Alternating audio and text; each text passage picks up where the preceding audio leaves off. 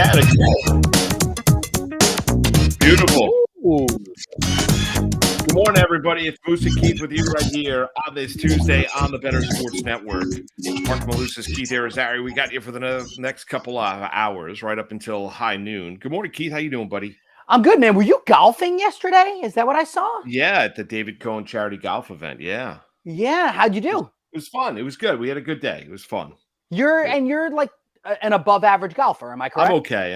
I wouldn't say I'm that good, but Okay. it's just a matter of having a good time with it. And I I don't mean, play consistently enough to be good at it. all right. So let's peel back curtain for a second. I think he's a mutual friend of ours. Mike Babchick over at SiriusXM posted a bunch of videos of him hitting game-winning putts and stuff like that. Were you there for any of it? And I if was so, not. okay, good. Because I'm thinking I saw a Babchick on the course. He was looking for the drink cart, but I did not see. I was not in his group. No. All right, because I wanted to know if any of that There was was like true. 200 golfers. There was like, right. so Babchick was there. I saw him. JJ. Who else? I was Steve chatting with Todd McPherson. Zeal, chatting with Flash, John Flaherty, Sweeney Murdy, the legendary Bill Daughtry. Saw Carl Nelson. Dude, can I? Rick Cerrone. Yeah. Bill Daughtry. So when I first worked at ESPN Radio, and listen, everybody that's watching right now, we're going to get into a boatload of stuff today. But when I first started working at ESPN Radio, I was young and I was just doing the updates. He could not have been the nicer person to me. He would bring me in, like I would do the updates, and my only job was to do like a 45-second update once an hour. That was it. So I literally am sitting there for a 4-hour show, just sitting there. And I don't know, maybe it was like an awkward thing for him because I was supposed to sit there. He said, Keith, that what I'd like you to do is I want you to be part of the conversations. He would bring me in multiple times during the show.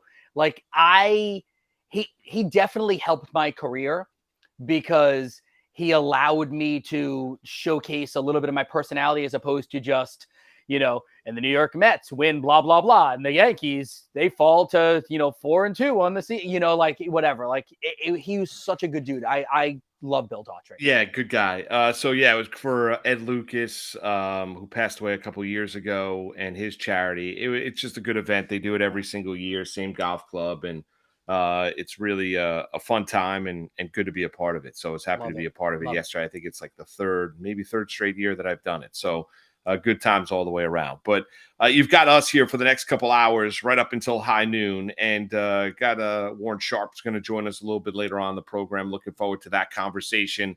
We've got some picks coming your way later on the program, but we kick it off with the NFL as Jets training camp has gotten going. The other camps are getting set to open up this week around the National Football League, and big news coming out of Giant camp.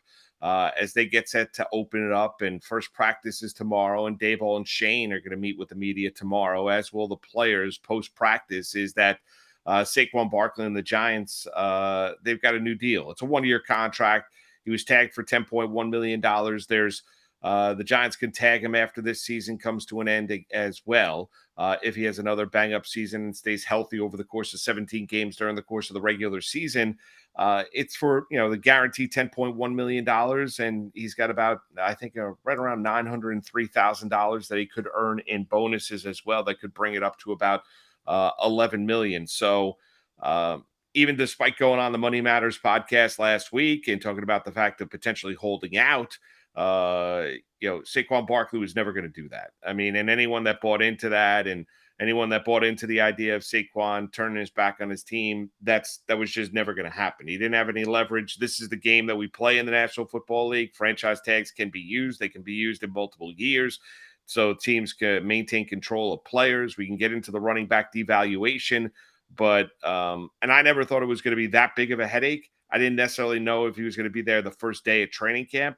I said on the radio and TV last week that I thought Saquon Barkley was definitively going to be there week one, ready to go against the Dallas Cowboys. He keeps himself in impeccable shape. And here we go.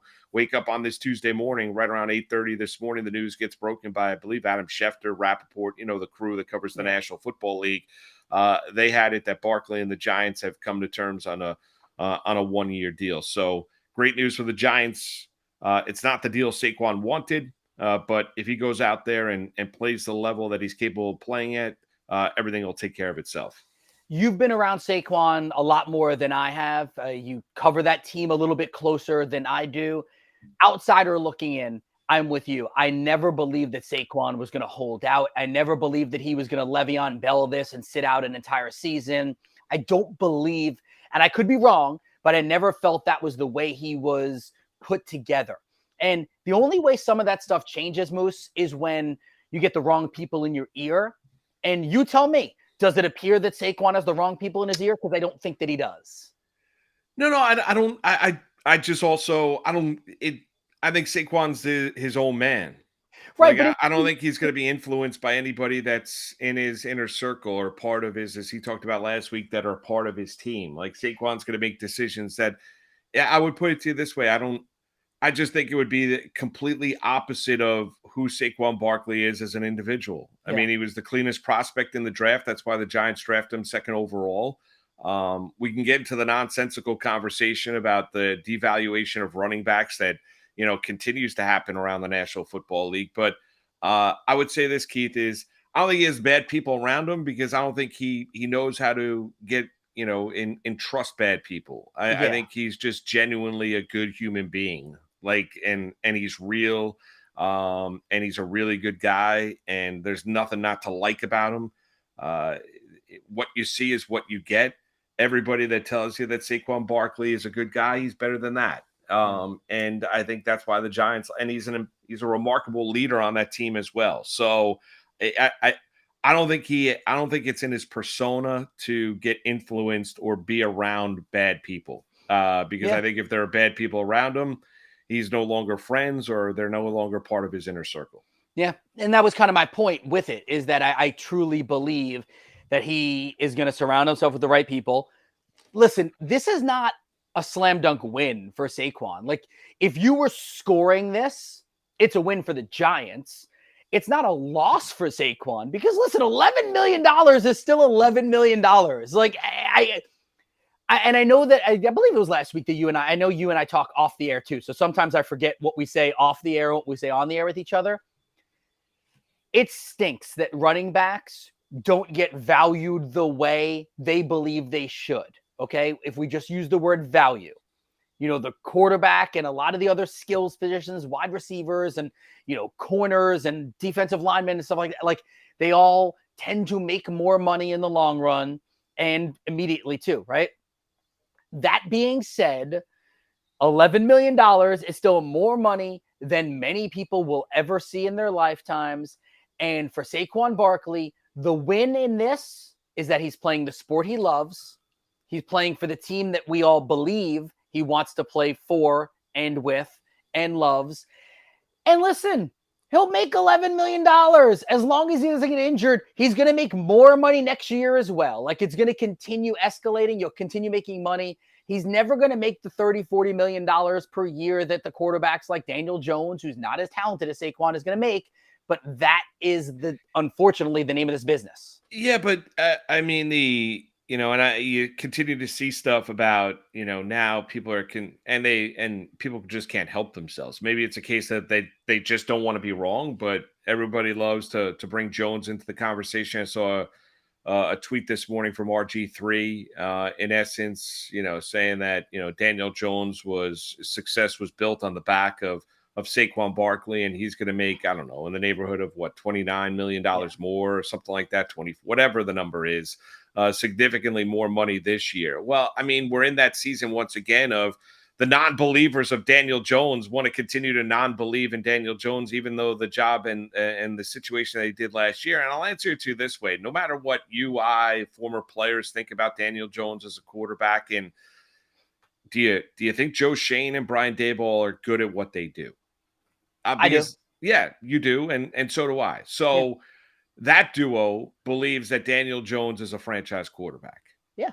I mean, that duo saw him hands-on a year ago and believe that Daniel Jones is a guy that is a franchise quarterback capable of leading the Giants, doing everything that they need from that position. It might look a little bit different, might feel a little bit different, but he's capable and athletically gifted enough to go out there and play the position. And last year was a year in which he was actually well coached. It wasn't Joe Judge being the head coach, right? It was Brian Daboll and We had a Mike Kafka coming over from Kansas City, and a good coaching staff, and yes, the guy stayed healthy and he had playmakers. Tell me a quarterback out there that doesn't have playmakers. Patrick Mahomes. Is Patrick Mahomes great at what he does, or is he great because he had Travis Kelce and Tyreek Hill over those years? No, I mean, tell me. So, you need talented players around you. So the whole idea now is that we're going to rip Daniel Jones because, he's making more money. We all understand the importance. Tell me where the Giants would be if I stuck Tyrod Taylor or unnamed quarterback in,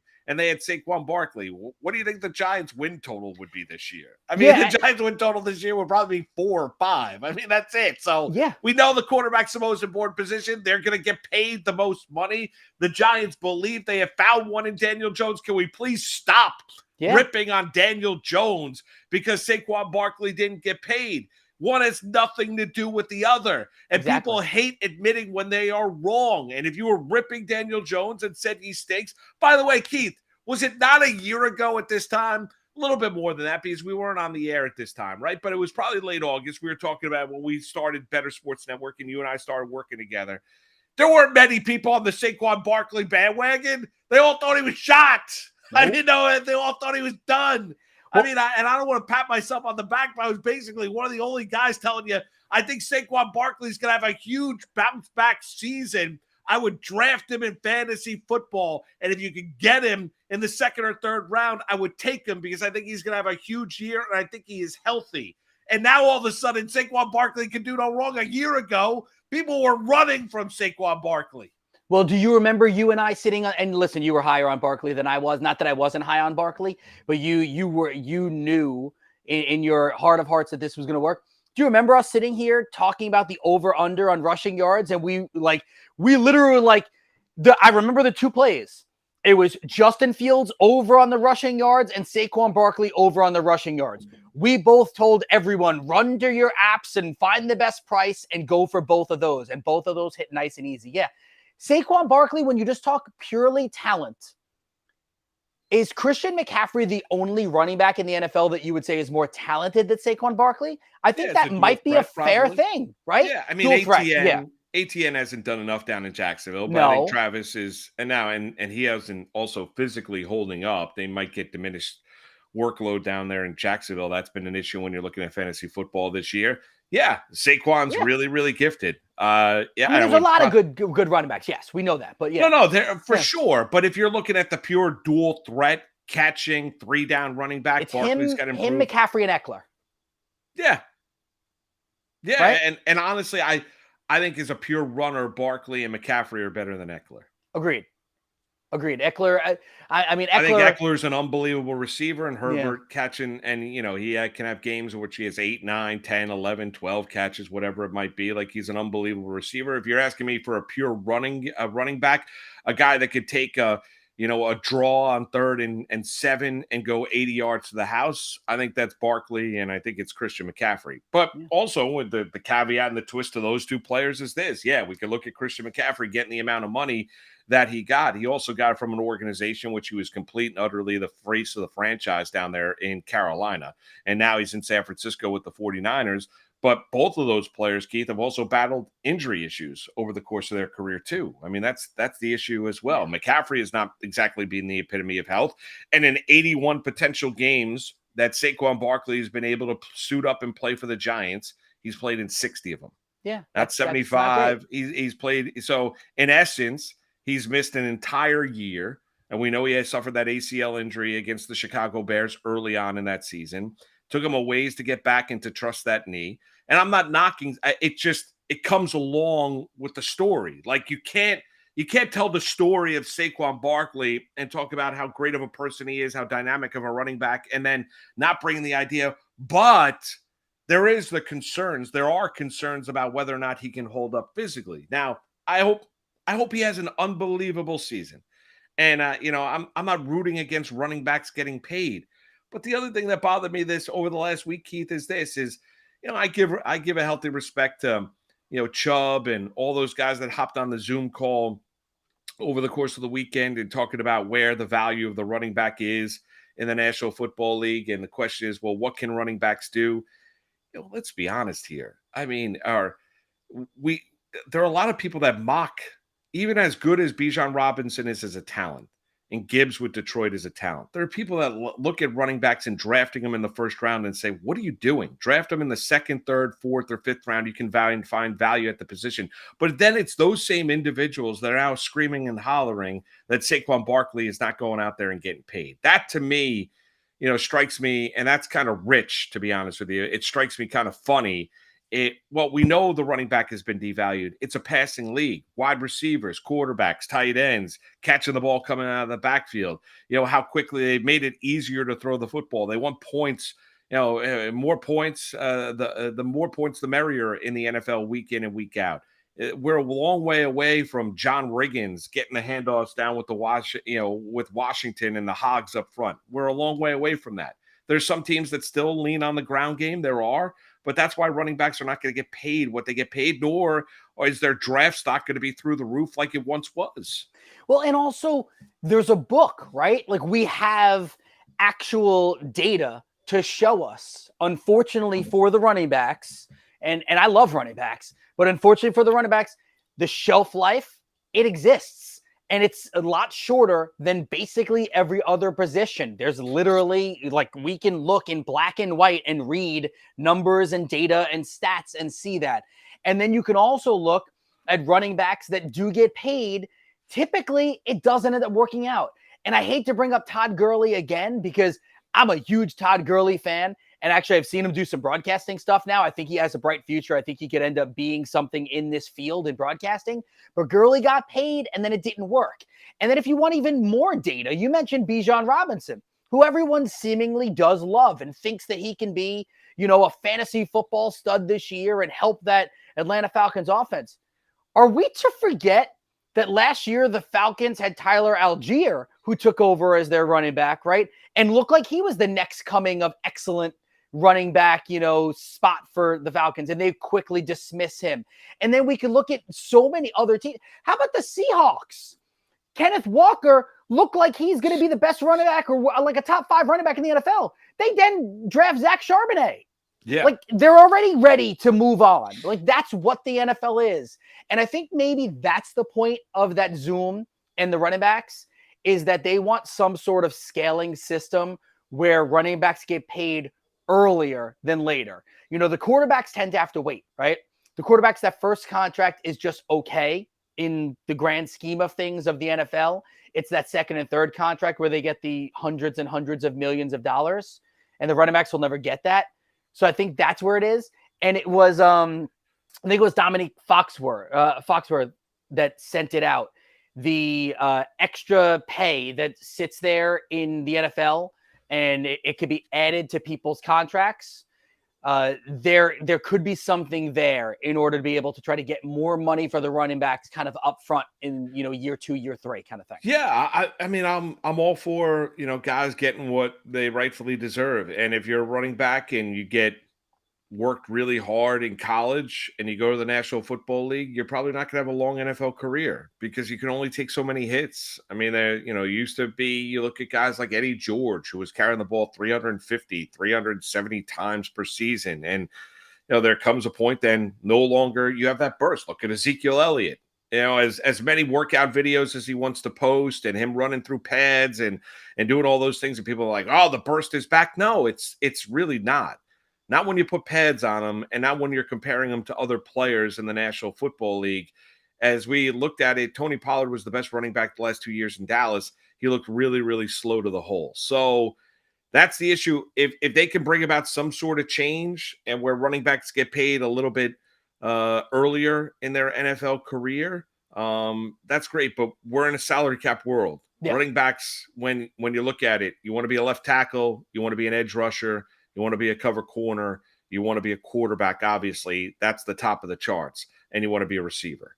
Yep. I mean, those are the things that you want to be in the NFL because guaranteed wise, if you can be a 3-down linebacker and you can go, and you have got 4.5, 4.4 speed, something like that. Then all of a sudden, you're a guy that doesn't come off the field. There's going to be tremendous value there. So, but those are the positions that get paid. It's still a league in which you want to protect yours and get after theirs. Yeah. The offensive linemen the big guys up front are going to get paid. We know that. We just saw with Quinnen Williams, who is, for my money, in short order, I think he's going to pass Aaron Donald as the best interior defensive lineman in the NFL. He got his 4 years, $96 million, $66 million guaranteed. Yeah. If I were a parent of a kid playing football, running back is not the position I necessarily would want them to pursue. Yeah, but here's the rub to that. Not every running back can go play another position. Well, no. I don't know. I think that most freshmen in high school that are the best athlete in your school that are playing middle linebacker and running back, or are playing free safety and running back, are probably the best at both of those positions for that school. And then at some point, as they near in on making a decision on college, they choose one. So if it was an option, I would choose that safety spot or the corner spot or linebacker, is what I mean. No, I get it, but it doesn't necessarily if it's an option. If it's an option, and not in all instances can you be able to make that switch and you're going to be just as successful at that position. And there's also a lot of times where whatever you are in high school, you sign on with a college team and they're going to move you to where their coaching staff believes your skill set suits them best. Yeah. That comes along with the how many times you see guys where, they were offensive players, they were, and then all of a sudden they're playing defensive back, or they're playing safety, or they're running back and they're playing safety, or they're safety and then they're playing whatever it might be, Keith. We've seen that time and time again. Let's be honest, it's still a significant amount of money.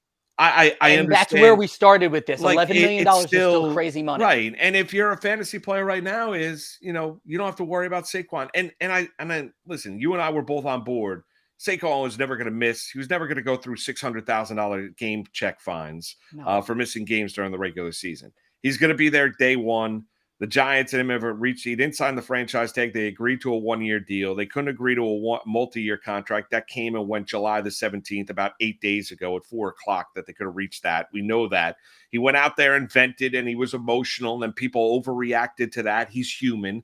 We'd all be emotional too, and vent a little bit and be frustrated if, the place that you want to be doesn't necessarily show you the same amount of love that you have for them. That's okay. That happens. That's normal. That's natural. So he went out there on a podcast and decided to do that. Don't overreact to it. He's a human being, and Saquon was just venting. He's going to be there, was never not going to be there. And if you're a fantasy player now, you have a guy and you're looking toward your drafts that, Keith, he's, for me, behind McCaffrey, he's the second running back right now off the board for me. When I look at... I have Eckler ahead of him, but Barkley would be right after that. Yeah. However way, McCaffrey's one. Right? Yes. And then you have McCaffrey, Eckler, Barkley. So I have McCaffrey, Barkley, Eckler. Yeah. It's which really, is really splitting hairs. Yeah, those are the top three running backs, however way you want to go. But he's now, and I'll tell you this, if you're a fantasy player, he is going to run. As long as he stays healthy, he's going to play with a little bit more of an edge this year based on everything that happened this offseason. Yeah. And that's only to your benefit as a fantasy player. Yeah, and a lot of people are talking about, my hamstring's a little tight. Maybe I'll just sit this one out. Let's revisit what we both mentioned 21 minutes ago. It's not who Saquon is. Saquon is the leave it all out on the field guy. He's not the, I'm going to sit out. He's not that guy. Unless something changed, and he's not that guy. No, he's not. He is absolutely not that guy. And that's the thing that bothers me when I hear those kind of conversations, Keith, is he's got too much pride, too much of a sense of professionalism, too much of a amount of respect for himself and for what he does in the Giants organization to go out there and pull that nonsense. Because I heard, I won't name names, but I heard players doing, you could sign the tender and then do a hold in.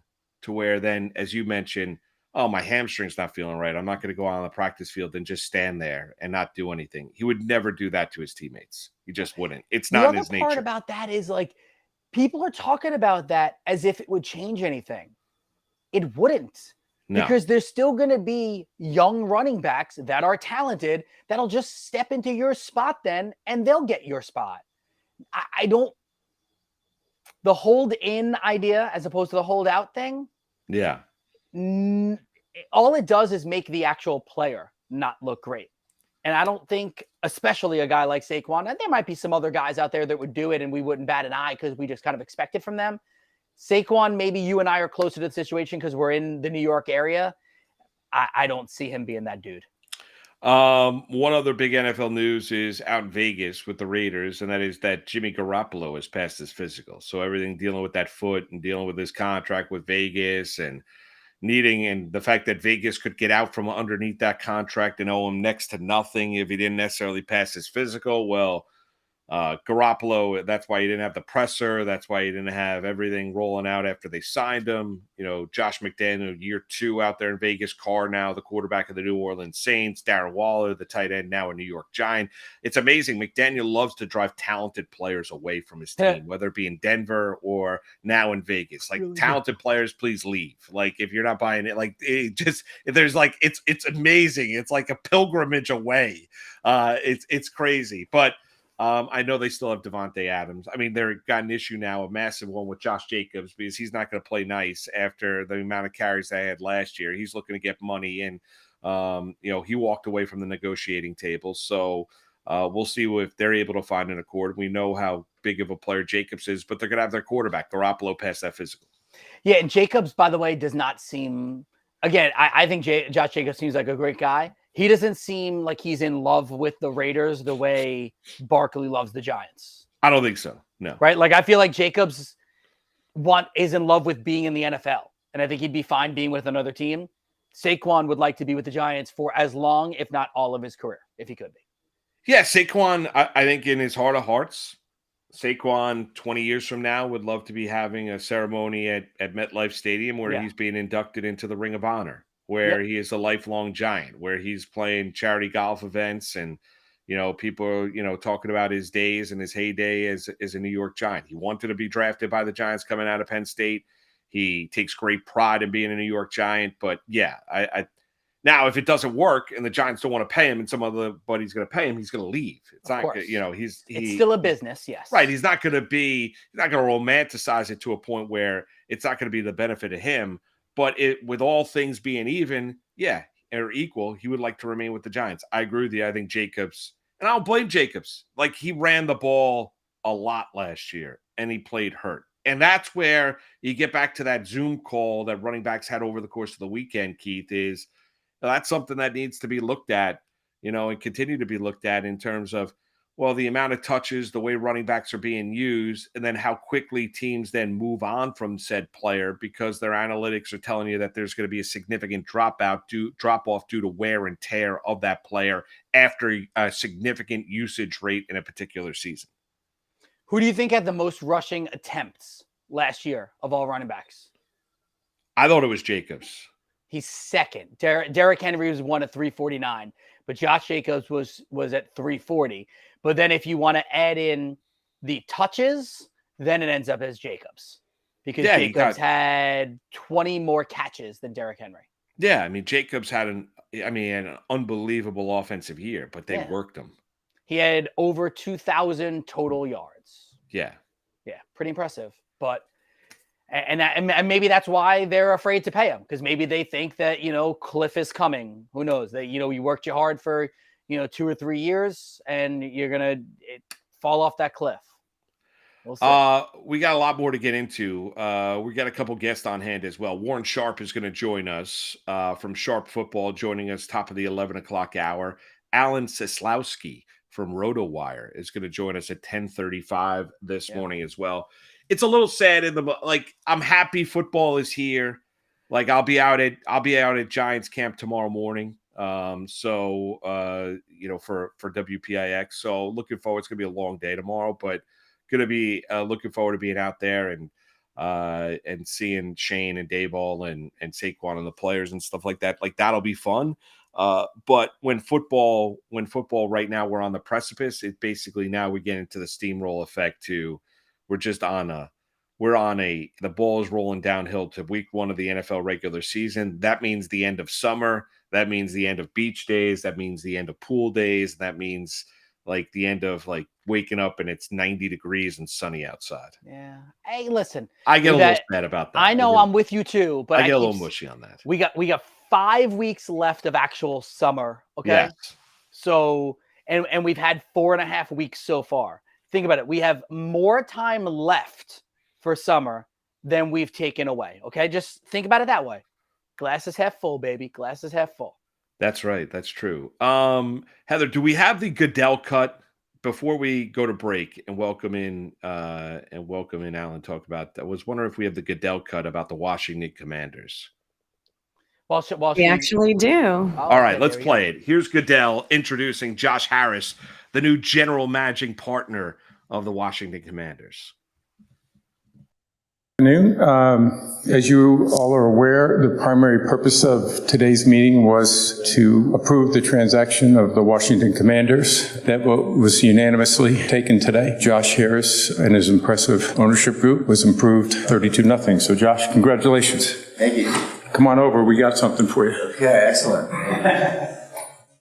I think Josh is going to be a great addition to the NFL and his ownership group. He has a remarkable business record, not just in finance, but also now in sports. He's brought an incredible group of investors and partners that all seem to have ties to Washington. It's an exciting day. Commissioner, thank you for voting for us and allowing us to be partners and great stewards in the NFL. And we're excited for your trust, and we will not let you down.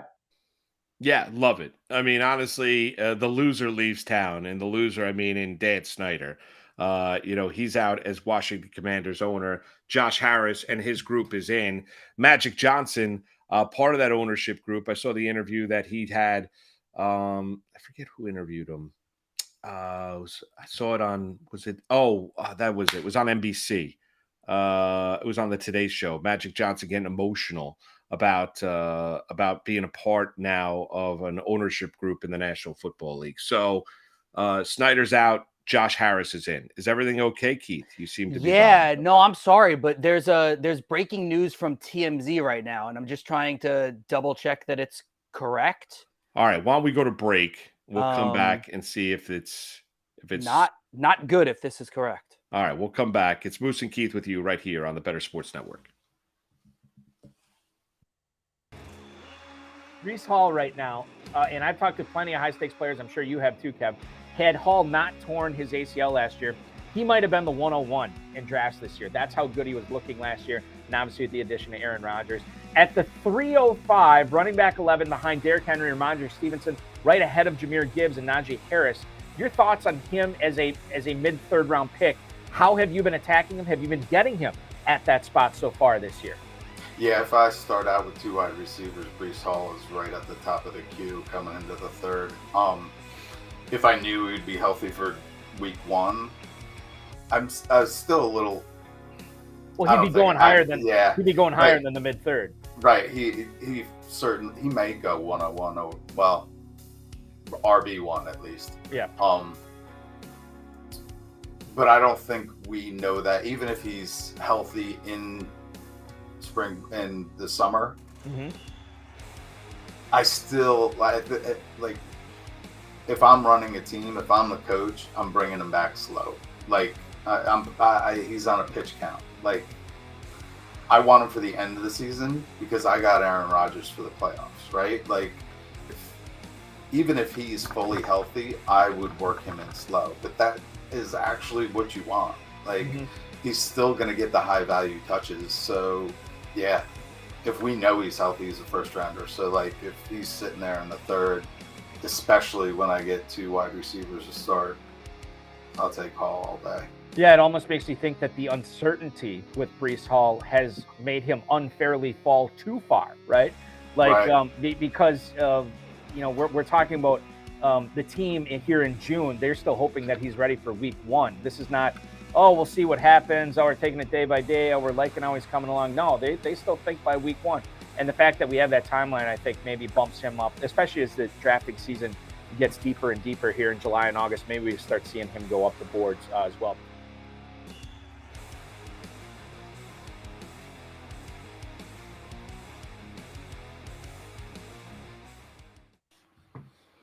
All right, it is Moose and Keith. It's not that.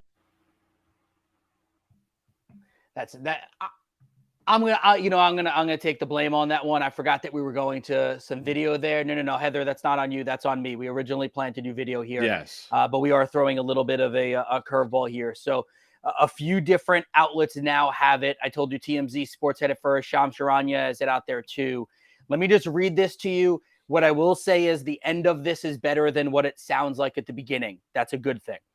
A James family spokesperson tells TMZ Sports, yesterday while practicing, Bronny James suffered a cardiac arrest. Medical staff was able to treat Bronny and take him to the hospital. He is now in stable condition. So the stable condition thing is the good part of this, but he was in ICU. And then as per the post here, we ask for respect and privacy for the James family. We will update media when there is more information. LeBron and Savannah wish to publicly send their deepest thanks and appreciation to the USC medical and athletic staff for their incredible work and dedication to the safety of their athletes. So apparently there was a 911 call in the morning at Galen Center, and he was unconscious at the time. He was taken away by an ambulance. That's Bronny James. Wow. Yeah, thank God he's in stable condition. Yeah, wow. Yeah, and the personnel. And I'm sorry, you were talking, and I saw this pop up, and I just totally wow. Okay. Yeah, he's okay, which is good. We'll see exactly what it is next, and thank God he's okay. And medical staff was there to do exactly what they do, and we'll see exactly where this story goes and where his basketball future does lie, but certainly scary. Let's welcome aboard right now, and he joins the program. And that is Alan Seslowsky from RotoWire, joins us now. Good morning, Alan. Marc Malusis, Keith Irizarry with you. Thanks for the time this morning.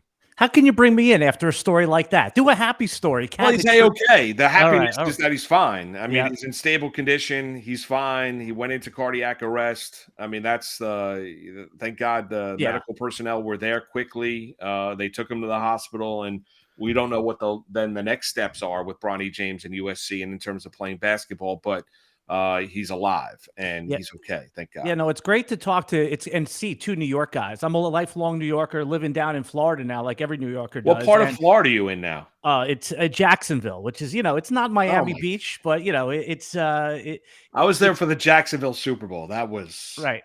That was not a. It's never happened. What part of New York are you from? I'm a Long Island guy, but I lived in Manhattan forever. Where in Long Island? Oyster Bay, baby. Billy Joel. All right. I guess my wife teaches up there, and I grew up in Lindenhurst in Suffolk County. So, Alan, can I ask you, was it marriage? Was it work? What made the pilgrimage to Florida? Because you're a young guy. Usually you make your way into Florida in retirement years. You want to get out of the cold. You want to get out of the Four Seasons. You don't want to deal with Watch Alan tell us, no, I'm actually 72 years old. You don't know. No. You're a young guy. What made you make the pilgrimage earlier on down to FLA? I know there's no state taxes. That does help. I mean, you're getting taxed by the I'm having the Benjamin Buttons. I'm really 84. No, you had it exactly right, man. It's love. I chased love down here, right? I mean, isn't that what we do for? That's what else? That's what else do you do it for, right? No, my wife and I, again, lifelong New Yorkers, moved down here, but also, and I know that you anchor the desk over at for PIX. I was going to ask both of you, who is the GOAT, like the top of Mount Rushmore sports anchor New York all time? You can't include yourself. I mean, there's one answer to this, right? Who's the guy? New York Jerry sports? Gerard. Okay, that's a good one. That's for a good TV one. or radio? TV. Ooh. Well, my guy, I mean, Warner Wolf. That's it. Let's go to the videotape. Well, I think I'm friends with Bruce Beck. I think Beck is unbelievable. I mean, he is a man of the people. He works his rear end off. He's all over the place. Right. I mean, but you can only pick one. This is the Jordan, Kareem versus LeBron conversation that nobody ever wins, right? Well, let's do this. So if it's Warner Wolf, I'll put Moose on the spot. Can Bruce Beck catch him? Yeah, I think he can. Because I mean, Bruce is 50. No, he's older than that. I won't say his age, but he's older than that. Okay. Yeah. All right. But I knew he was older than us, but I just wasn't sure. Okay. Yeah. He's older than that, but he does it all. I was speaking at his broadcasters camp last week at Iona, which was awesome, fun, great, talking about doing radio and everything like that. But he works morning, noon, and night. He barely gets any rest. Like, it's crazy what Bruce does. And he always has a good tan too. Yeah. He's like he looks fit and trim. He looks a lot younger than his age, and he looks fantastic. So you better not be roiding. I mean that's what's going on. Does Bruce have a catchphrase like let's? Oh, he doesn't have the "Let's go to the videotape." He does it. not have that kind of catchphrase. Branding and marketing. I mean that's true. You're right about that. You need a thing. Yep. When you talked about how your wife teaches, if you'd ask kids nowadays about "Let's go to the videotape," they wouldn't even understand what language you're talking. No, not at all. No, and Moose teaches broadcasting. I do the same. He does it up at Iona, and I'm over at Hofstra. Yeah, if we start talking about let's break down when you used to do reel-to-reel editing, they'd be like, "Excuse me, what?" Yeah, I'll just pick up my phone and go on Instagram and make a reel. That's what you mean? That's exactly right. No, it's not. Yeah. Al, let's get into a little football with you. Keith and I were talking about big news this morning with Saquon Barkley, 1-year deal with the Giants, gets a little bit more money above the franchise tag of about $10.1 million. So he's going to be there, players reporting today, practice tomorrow, meets with the media tomorrow. Where do you put Saquon on your running back fantasy list this year? I mean, you got to take him in the first round, obviously, right? I mean, in drafts over the last couple days, he was falling to the third round in high stakes leagues where people are putting up $300, $500, $1,500. That was always a mistake. So in the top 4 running backs, I mean, it's very reasonable to have him as running back 2, 3, or 4. I know that you guys don't have Bijan Robinson, the rookie is in your top 3. I do. We can get into that in a moment. But the problem with Saquon is what you identified earlier. There's an injury history there. There's some miles on him, right? There is always, he runs hard, but he plays in all facets of the game. So in those leagues where you get a points per reception, he can end up being the number 1 overall player. That's obvious. But there is some risk with all running backs, which is why I like the newly minted sports car named Bijan Robinson. So let's break down Bijan, because I think there are things to discuss with him. All right, so let's do this. Number 1, do you believe that Bijan Robinson will be able to catch 50 or more balls this year? I do believe that. I believe that Bijan, again, the reason they take nowadays, teams are smart. It's not optimal to take a running back in the top 10 picks, pick 8. So if you're drafting a player like that in the real NFL draft, you better believe he's going to be playing in all facets of the game. It's not like you're going to take an old like a Derrick Henry player, even though that he would have been a great top 10 pick. That type of a player that's not going to be catching a lot of passes, you're not going to take that player in the top 10. So yes, I do believe he'll be a pass catcher. So with that answer being yes, the next question would be, and then I'll hand it back over to Moose on this one, is Algier is still there. Does that scare you at all on Bijan? I mean, every running back has a running back behind him that's no running back is getting 35 touches anymore. It's just not happening. So you want your running back, the best you could expect of these guys is about 18 to 20 touches if they're a workhorse. A workhorse is very different than even a decade and a half ago. So Tyler Algier, a 5th round drafted player, played linebacker when he was at BYU for a little bit. Yeah, he's going to take some of the work. But if you're going to draft running backs early, this is about as good of a situation as you get. A running back that's not a true threat, but someone that can relieve Bijan of 8 to 10 carries a game. All right, Al, where do you have Travis Etienne, who I liked a lot last year with Jacksonville? Where do you place him in terms of the running back rankings? Running back, Travis Etienne, he's a reasonable pick in fantasy football in the 3rd or 4th round. Travis Etienne, you talk about players that scare you a little bit behind the lead runner. Tank Bigsby, the rookie that Jacksonville drafted in the 3rd round. So again, draft capital matters, not so much in where, hey, 5th rounders do this, 3rd rounders do that. Tyler Algier, as you already said, has an NFL resume with 1,000 yards on it. Back to Travis Etienne. If you're a drafter that likes drafting wide receivers early, especially in the first 2 rounds, you can't ask for a better player, a better running back in a better situation than Travis Etienne. So even though you prefer to take someone like Etienne, who's had his problems, he hasn't been a dynamic pass catcher as we thought in the NFL so far, if you can get him in the late 3rd, early 4th round, that's a perfect fit on your fantasy team if you're a wide receiver early drafter. How do you handle running backs coming off injuries like the Breece Halls of the world, the Javonte Williams of the world?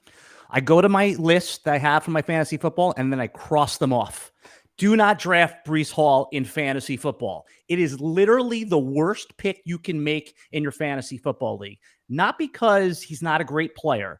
Breece Hall, if he was healthy, he's a defensible first overall pick. This guy had not only an ACL injury, week 7. I mean, week 7 ACL. It wasn't like it was last summer. Usually, these guys are about 10 months to play, which would get them around week 1, which lines up with what we're hearing, and about 18-ish months, and this is on average, to get back to kind of where they were. It's not that Breece Hall can't be good for you at the end of the season. It's that who are you giving up to take Breece Hall? I mean, if you don't have Breece Hall, I mean, look at J.K. Dobbins last season, guys. Oh, the drum beats were good, and then he gets out there, misses time, doesn't play well. I'll draft Breece Hall in 2024. It's just I'm foregoing an elite quarterback. I'm foregoing Travis Etienne. It's not for me. Is Dalvin Cook someone you're willing to gamble on because he still doesn't have a team, but you're looking at where does he fall round-wise for you, Alan? I mean, Dalvin Cook's been dropping like a stone, and now that it's come out that, again, we don't know what's going on with his off-field situation, so he's going to keep dropping. I've seen in some of the high-stakes drafts that he's going from round 3 to round 5 to round. I mean, there's a point where you just take him because of players that you get in the 8th round, you're going to most likely not play them, or you're going to drop them anyway at some point. So Dalvin Cook, I'm not excited to take. Usually around the time that he goes in fantasy football drafts, I'm looking to take my quarterback, whether it's Justin Herbert in the 5th round or a tight end I like Darren Waller on the Giants, who should be just a receptions machine this year. So I'm not taking Dalvin. Now, if he lands on the Miami Dolphins, which is the spot, right, then I'm going to be a lot more interested. But when I'm putting my hard-earned cash down on these fantasy leagues, I want certainty in the top 6 rounds. One of Moose's guys last year was Christian Watson, and it feels like this year coming in, you're either all in on Watson or you're like, where are you? I want to kiss Moose's feet right now for being in on Christian Watson. Okay, hold on. Let me get down. Let me kiss the feet. Christian Watson, from the time he started last year as a full-time player around week 10 to the end of the season, that's 2 months. I mean, it's a small sample size, but football's a small sample size. Wide receiver 9 in fantasy football. That's a top 10 wide receiver from the time he started as a full-time player, including, you can say, well, Aaron Rodgers isn't there. A game of 1 against the Eagles in week 12, had 4 catches for 110 yards and a touchdown. Not bad, right? Now, again, small sample, but it's better to have that than not have it. I don't understand why he's not being thought of in the same. I mean, he already broke out. I mean, we're pushing Chris Olave up. We're pushing Garrett Wilson up. I'm not saying draft Christian Watson there, but in these high stakes drafts where Christian Watson on the 3-4 turn, I'm taking him. In your typical home league, you won't have to take him till the 5th round. All in. Alan, who's the receiver? I know everyone, Kelsey's the number 1 tight end in fantasy football, but if you look at Kansas City, the receiver that you want out for the Chiefs is who? This may surprise some people, but I still want Kadarius Toney. You know why? Because he's hurt and he was going around the 6th, 7th turn. Now he's going to drop, right? He's going to drop 2-3 rounds in your fantasy draft. It's not because he can't happen again or he can't flame out, but he is the nuclear option. We use the term in fantasy football a lot, league winner, very loosely. He's basically Will Fuller, right? When he's on the field, he has that nuclear upside that can get you a 30-point game and win it all. But if you want to just talk about like players that have a chance, I think Sky Moore, one of the best ways to play fantasy football is look at the second-year receivers who didn't break out but are still in a good situation. I think Sky Moore in the 9th, 10th round is a very reasonable play. Last year's 2nd-round pick. You know, you hyped up Bijan a lot. So with Bijan, he's a rookie. We've seen other rookies come out the gates really strong. Who are some of the rookies that you're clearly targeting this year? Well, I mean, obviously, Bijan, what you said. I think Jahmyr Gibbs in the 3rd round is a very reasonable bet in PPR leagues where he can catch the football. I mean, the Lions were really excited to take him. If Bijan Robinson didn't exist, we'd be talking about Jahmyr Gibbs with the same type of excitement. Now, again, it's not like we're not speaking about him. He's going is going to be going in the 3rd round. But all of the wide receivers that have 1st-round draft capital, we're talking about Jordan Addison, Jackson Smith and Jigba, Quentin Johnson and Zay Flowers. Those are all reasonable bets. Ironically, the one player, the guy who went first, Jackson Smith and Jigba to the Seattle Seahawks, is the guy who I like the least for fantasy football, just because he projects as the 3rd target in that wide receiver core right there. Whereas the other guys, maybe stand to get a little bit more opportunity, especially Jordan Addison on the Minnesota Vikings. We're talking to Alan Seslowsky and doing a fantastic job getting you caught up fantasy football, no doubt. And Alan does great work with RotoWire. Alan, is there we ran through rookies. What about quarterbacks in terms of what's your philosophy? I know league rules depend on how aggressive you are. We busted our boss's chops, Matt Deutsch. He was drafting Justin Fields in the first round because he thinks he's going to be the top point getter. When do you start to look at upper echelon quarterbacks, the Mahomes, Jaylen Hurts, Fields, those caliber of quarterbacks? Is there a round that you start to target those guys? Well, the fantasy football market has anointed a big three: Josh Allen, Patrick Mahomes, and Jaylen Hurts in some order. Be prepared to pay a top 20 pick, a late first or early second round pick if you want those. I'm not going to tell you you're wrong to do it, but I think what we do in fantasy football, guys, which is a big mistake, is we think what happened last year is going to happen again this year. Not always the case. I tend to do my quarterback shopping in that 4th and 5th round. I love Lamar Jackson this year, who's already a league MVP. And it's kind of cliche to say Todd Monken, the new offensive coordinator, but this is a real thing. We've seen Todd Monken electrify an offense. And, you saw the James Jones clip floating around social media where they said they're bringing it back to Louisville for Lamar Jackson. They're going to go 4 wide. So when Lamar Jackson scrambles, he's going to be facing 5 in the box and not 9. So to answer your question, I'm waiting to around the 4th or 5th round. I love Lamar Jackson. I love Justin Herbert with the upgraded offensive situation there as well. But if I'm waiting on my quarterback, Daniel Jones, why are we forgetting that he doesn't throw interceptions? He runs the football. And we love Brian Dable. We love the upgraded situation. We saw how he progressed Josh Allen every year. So if I'm playing my weight on QB game, it's Daniel Jones.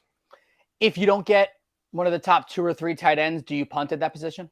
I don't punt tight end because then you're just in tight end hell for the rest of the year. You're never going to get that guy starting. I mean, the idea is like, okay, I'll gamble on this guy. It's like playing roulette, right? You put a tight end in and it never lands on your number. You could get lucky. So I want at least a player with a reasonable floor at tight end. I identified Darren Waller earlier. I mean, he is the number 1 target that I'm projecting in New York for the Giants there, a PPR machine. He's already been an elite tight end player. You only have to pay about a 6th or 7th round. Now, if I miss out on him, Juwan Johnson on the New Orleans Saints is a reasonable target. But again, these players, if they have 2 bad weeks in a row, you're never comfortable starting them. I mean, the 1 week that Juwan Johnson goes 2 for 38, how can I reasonably start him again the next week? You want players that you have confidence every week, even if they bottom out like a Pat Freiermuth on Pittsburgh Steelers, for example. If he has a bad week, you're still comfortable shoving him back in your lineup.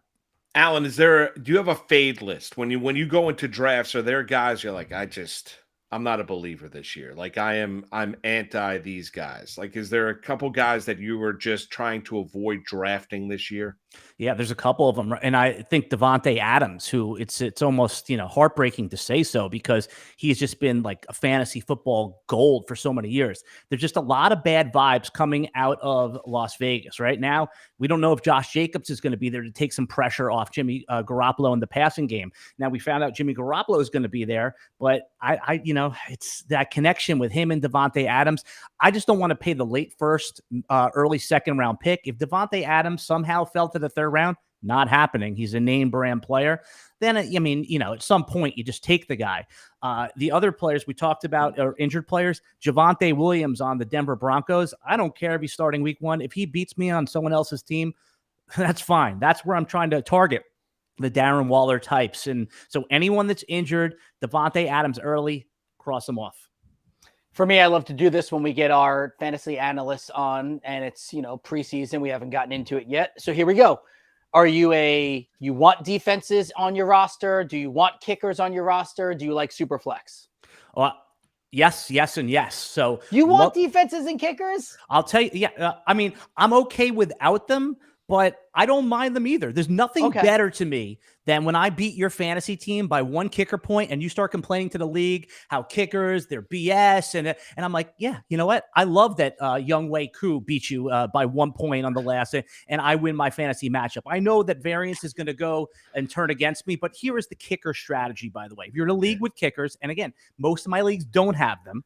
So I'm drafting Justin Tucker, which everyone knows is an all-timer. And here's why. I'm going to reach up in like a 16, 18 round draft, take him in the 12th round. And you say, whoa. You take kickers in the last round. No, you don't. Justin Tucker is almost a lock to be a top 5 kicker, and he's got a week 13 bye. You don't have to. Sometimes if you take a kicker early, you feel pressure to keep them, and now you're using up a roster spot. By week 13, you're going to know if you're in the playoffs or not, right? You're going to basically know. So you put them on there on your roster, an elite kicker with a late bye, draft them early because your 12th round pick anyway, you're going to drop them at some point. And then defenses, I love Washington week 1. I love the Giants week 2. Why? Because they're playing the Arizona Cardinals. Oh, there you go. I like that as well. All right, Alan, how many leagues are you doing this year? Give or take. Well, you know what? I'm going to give you an under-over, and then you tell me, all right? Since this is a betting show. 37.5. Over. I'll take the under. It's way over. It's 48. Yeah. So far. Yeah. You're doing 40. Yes. Now, Alan, can I ask you, like, just because I have trouble keeping track, I'm in like 3 or 4. Like, you're in 48 leagues. I need help. How do you keep track? Like, is this a team effort? You and your wife? Like, do you have multiple partners? Like, how exactly do you keep track of 48 teams? And by the way, that doesn't include my 55 best balls that I'm in right now as well. So I'm talking about 48 set it and forget it. Yeah. Yeah. So no, it's horrible. It's a life of misery. I have a drafting problem. I'm going to probably start a 12-step group if anyone else out there has that same issue. I do a ton of dynasty leagues. I can't stop drafting. It's like the slot machine. I literally feel like an old lady at a penny slot machine. You know what I'm saying? When I'm pulling the lever, smoking my cigarette. It's horrible. In the summer when I'm drafting all these teams, it's fantastic. But then the dopamine wears off and I'm in the corner shivering on Thursday night when I have to set my lineups. I don't know where to follow with that one. I'm just picturing him in the corner shaking now. Yeah. Alan, last bit of advice for our audience is this. So you've gone, you're going to be in 40. You're going to have 48 teams this year. Some of them are dynasty leagues. What is your top 2 points going into a draft that you like to keep in mind, or the advice for people that are just getting into fantasy football? Oh yeah. So it's a great question. I'll give you a piece for dynasty and a piece for redraft. For dynasty leagues, don't punt for next year. Don't play for next year. You know, people are saying, oh, you know, I'm going to draft all young players. They suffer from sexy roster syndrome, right? There's a lot of value in veterans in dynasty leagues, meaning like, you know, the Keenan Allens, the Mike Evans, the players that nobody wants that actually produce. DeAndre Hopkins would be a perfect example this year. So there's, you know, vets go cheap. And the best way to do that is look at the redraft rankings and look at the dynasty rankings and see who has the biggest gap. So dynasty, get some vets, give away your rookies. You'll even get value for it. Now, in your redraft leagues, pick the players who you want within ADP. Everyone out here has an opinion, and let me be the first one to admit, experts know just as much as you do. Now, the average person, Bob in accounting, can follow ADP and be a pretty sharp drafter. There was years ago, 25 years ago, you know, there was an edge in information. Now everybody has notifications on here. So understanding what ADP is, you don't want to take a player in the 3rd round that you can get in the 8th round, but pick the players that you want, you know what you're doing, and you got this. Alan Seslowsky from RotoWire. Alan, you're great. You could tell you're a native New Yorker. I got to be honest with you, though. You're not a native Floridian or from Jacksonville. You could tell you've got that edge. Love it. Great personality. Love the old lady at the penny slot smoking chain smoking, trying to win down in Atlantic City. You're the best, man. We appreciate the time and thanks for the advice and good luck in your 48 leagues. Oh my God. I might enlist you to help me help manage them. Alan, let's play a quick over-under, right? 48 leagues. How many over-under, if I set it at 20, that you win? No, it's more likely it's like 12. So if I win 12, and especially depending on which one, because some of them are $50 leagues, some of them are $350 leagues, right? So you have to win the big ones. So I would say 12. If I don't win 12 or at least finish in the money in like 15 of them, it was a bad year. So 20 would be, you know, I'd basically retire from RotoWire, and that would be it. I mean, you're already living in Florida, so there you go. Exactly. In Jacksonville. Alan, enjoy. Have a good rest of your Tuesday. We got to do this again. All right. Thanks, Alan. Thanks, man. You got it. Alan Seslowsky from RotoWire. We'll come back. Warren Sharp will join the program. He's Keith Irizarry. I'm Marc Malusis. It's Moose and Keith with you on a Tuesday right here, Better Sports Network. I feel like this is a quietly contentious point in Dynasty Fantasy Football, what it means to actually be rebuilding. Some people say you should never truly be rebuilding. How do you view the rebuilding versus competing dichotomy in Dynasty? So I will be the first person to acknowledge that my preferred format of fantasy football is just redraft. The years that I have played Dynasty, it has been, I've drafted a win now team because I've seen people that have just gotten into the cycle of rebuilding and thus they just don't make any progress. So if you're rebuilding for the 5th year in a row, I just, I don't know exactly how you get out of it, but yeah, it's definitely something that can happen. And a lot of people, especially when we come out of the NFL draft, everyone's just instantly shipping off, draft picks and everything. So, I mean, it's definitely something that can happen. Joey, do you feel similarly to it? Do you feel like you see people getting stuck in the rebuilding loop? I mean, I would say people that try to rebuild in the beginning of seasons, of their fantasy seasons, I see them get stuck in that rut. I would really try to only ever rebuild if I knew I was going to miss the playoffs. Like, I'm always trying to play to win, even if it's maybe I don't know. I think my big thing is the word rebuild is a much shorter time frame than I think most people say it should be. Like, they look at rebuild as like 3 years out competing. Rebuild, you're looking to compete next season. You know what I mean? Like, if you're doing it now, you're looking to revamp, and maybe there's a one season where you ship it off, but that very next season you should be competing. If you're doing it like that, I'm cool with it, but you gotta have a plan, not just keep getting the young players, keep getting the draft picks. Otherwise, you end up like Tim. Maybe not like Tim who gets a bye, but you make the playoffs, you're in that like 4 to 6 range every year, just hovering in the middle. Nothing ever gets better, nothing ever gets worse. I think I play like you in Dynasty, Simon. I play in 3-year windows. 100%. That's my go-to. And with the rate at which Dynasty leagues turn over, you should really only ever play in a 3-year window.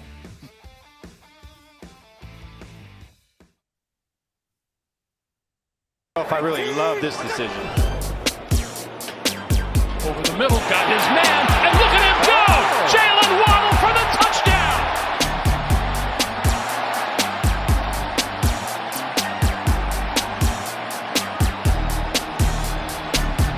There you go, baby. Waddle's going to come inside on the slant, and he's just going to split 3 safeties. He's going to hit split 3 players.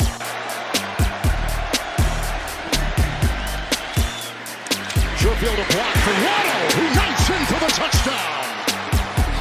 And basically a 13-point swing, waddling his way for 6. So cut Waddle's route short, has a big 3rd down here. 3rd and 13, and to the end zone, Gesicki, touchdown! What a catch! There you have it. A nice compilation of the Dolphins. Warren Sharp joins us right now. Hops on the program. He from Sharp Football, and hit him up on Twitter there, and love chatting with Warren, who joins us now. Good morning, Warren. How are you, bud? Doing great, guys. Thanks for having me on. Excited to talk a little ball with you, and obviously super excited that training camps are here, and we back to football season, although it never really ends, does it? But it's much more exciting when training camps are open. Yeah, so Christmas in July, Sharp Football analysis. You getting into the holiday spirit? Explain this. Yeah, so I work for months on my 2023 football preview. I've got a hard copy of it right here. This thing is 532 pages of all of my predictions for this upcoming season. And what we decided to do is anybody who buys that book gets a chance to win a subscription to the website. And we've got subscriptions that are betting subscriptions, fantasy subscriptions, future subscriptions. We're giving away over $10,000 worth of subscriptions to the website, over 30 different subscriptions we're giving away. And you get a free entry to win one of those. But you have to buy this book or our draft kit, which is done by Rich Rebar, our NFL fantasy draft guru. That draft kit or this book by midnight tonight, and you get an entry to win one of 30 free subscriptions that we're giving away for this upcoming season. All right, Warren. So if someone purchases what does the book go for? The book goes for $34.99. The draft kit goes for $29.99. Beautiful. Okay, so estimate the amount of hours that it takes you to put together that book and the predictions and making sure it's buttoned up, cross the T's, dot the I's. Like you love football. It's a thing of passion, the hard work, the energy. You're very successful at what you do. Just talk about the man hours it takes to put that together. Well, it's a collaborative effort because I have an editor who goes through every word that I write. We also have like our fantasy specialists. They write different aspects of the book. We've got our NFL draft guy who is one of the top 5 most accurate mock drafters in the nation over the last 5 years. He writes up each team's draft classes and what to expect from those players. So there are other people that contribute to different sections within the book, but obviously I write the bulk of the book. And I am spending months on this book, probably starting in March is when I start turning the page and get to work, because the real key, guys, with trying to accurately predict the upcoming season, which you can go on the website and you can see my records for predictions in the futures market. We are really solid with our predictions because I feel like we put in more work than most anybody else in the industry at trying to come up with these things and take it seriously all off season long. But really, you're trying to understand, why did this team get a final record the way that they did last year? How did that record end up being the way that it is? Because Bill Parcells had a quote that says, "You are what your record says you are." And that's completely untrue as it relates to being able to understand value. Because what a team did in a win-loss perspective does not mean that that's what the team's going to do this upcoming year. There's also lots of reasons for why their season went the way that they did, from just the real low-hanging fruit reasons like variance and fumble luck and field goal luck and turnovers and one-score results and things of that nature. These are the low-hanging fruit things. But we're digging into all the details of, like, what quarterbacks did you play? How many injuries did you have? And a lot of the other more nuanced elements. Then what coaching changes occurred? Then what new players did you get in free agency? Then who did you draft? And what schemes are you going to start to implement this year? And then what does your schedule look like? And did the NFL give you good rest or bad rest? Because that's completely in the NFL's control. And so all of this kind of unfolds over the course of the season, where you have the coaching cycle, which is like in early January. Then you have the free agency cycle. Then you have the NFL draft. Then they announce and release the NFL schedule. And so all these things add more layers to start to digest. And there really is no stopping from March onward in terms of analyzing this. But it's once we get to like May and June, that's when, it's like 3 a.m. is the norm. That's my in-season schedule. I'm always up until 3 a.m. and kind of wake up around like 8 a.m. And that's my days of a day of work. And that's what I do during the season. I turn that on in, like, I say, May and June. And then we publish the book in early July. Warren, what's the stat or stats that get you the most excited to be able to, like, dive into and then come up with, whether it's fantasy related information or gambling related information? Well, I like to focus on, what drives wins and losses the most. And a lot of people don't realize this. So this is more gambling. This is more NFL focused.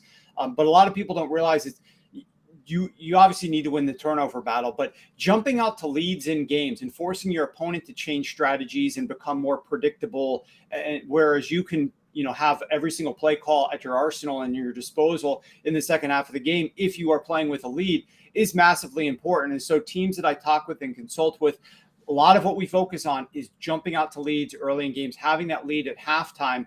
And so the way that you do that is by playing efficiently on early downs, early in games, sprinkling in chunk plays. And so it's always like, okay, well, if a drive has one play of 20 plus yards, how much more likely it is to score on that drive than if a drive does not have a play of 20 plus yards?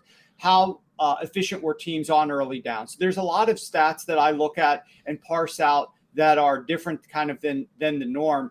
But, one of the stats I like to look at that, is a reason why I'm bullish on the Atlanta Falcons this year is, how many wins or losses by no more than one score did you have last year?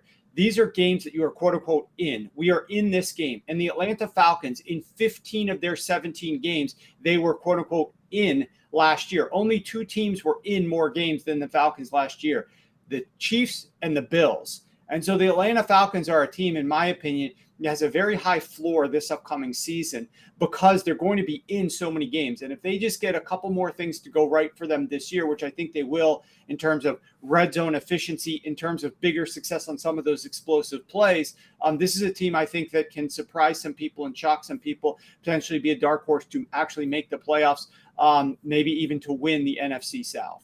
All right, let's talk about some individual players. Tua. We played a highlight clip, him hitting Gesicki and Waddle last year. Had a really good year, was an MVP caliber player before he suffered the concussions and went down to injury, that scary one in Cincinnati against the Bengals, Warren. If I look at Tua and say, well, he wasn't able to stay healthy at Alabama, has not been able to stay healthy in Miami, what would lead me to believe that this year is going to be different for Tua outside of him taking karate lessons or learning how to fall during the course of the offseason?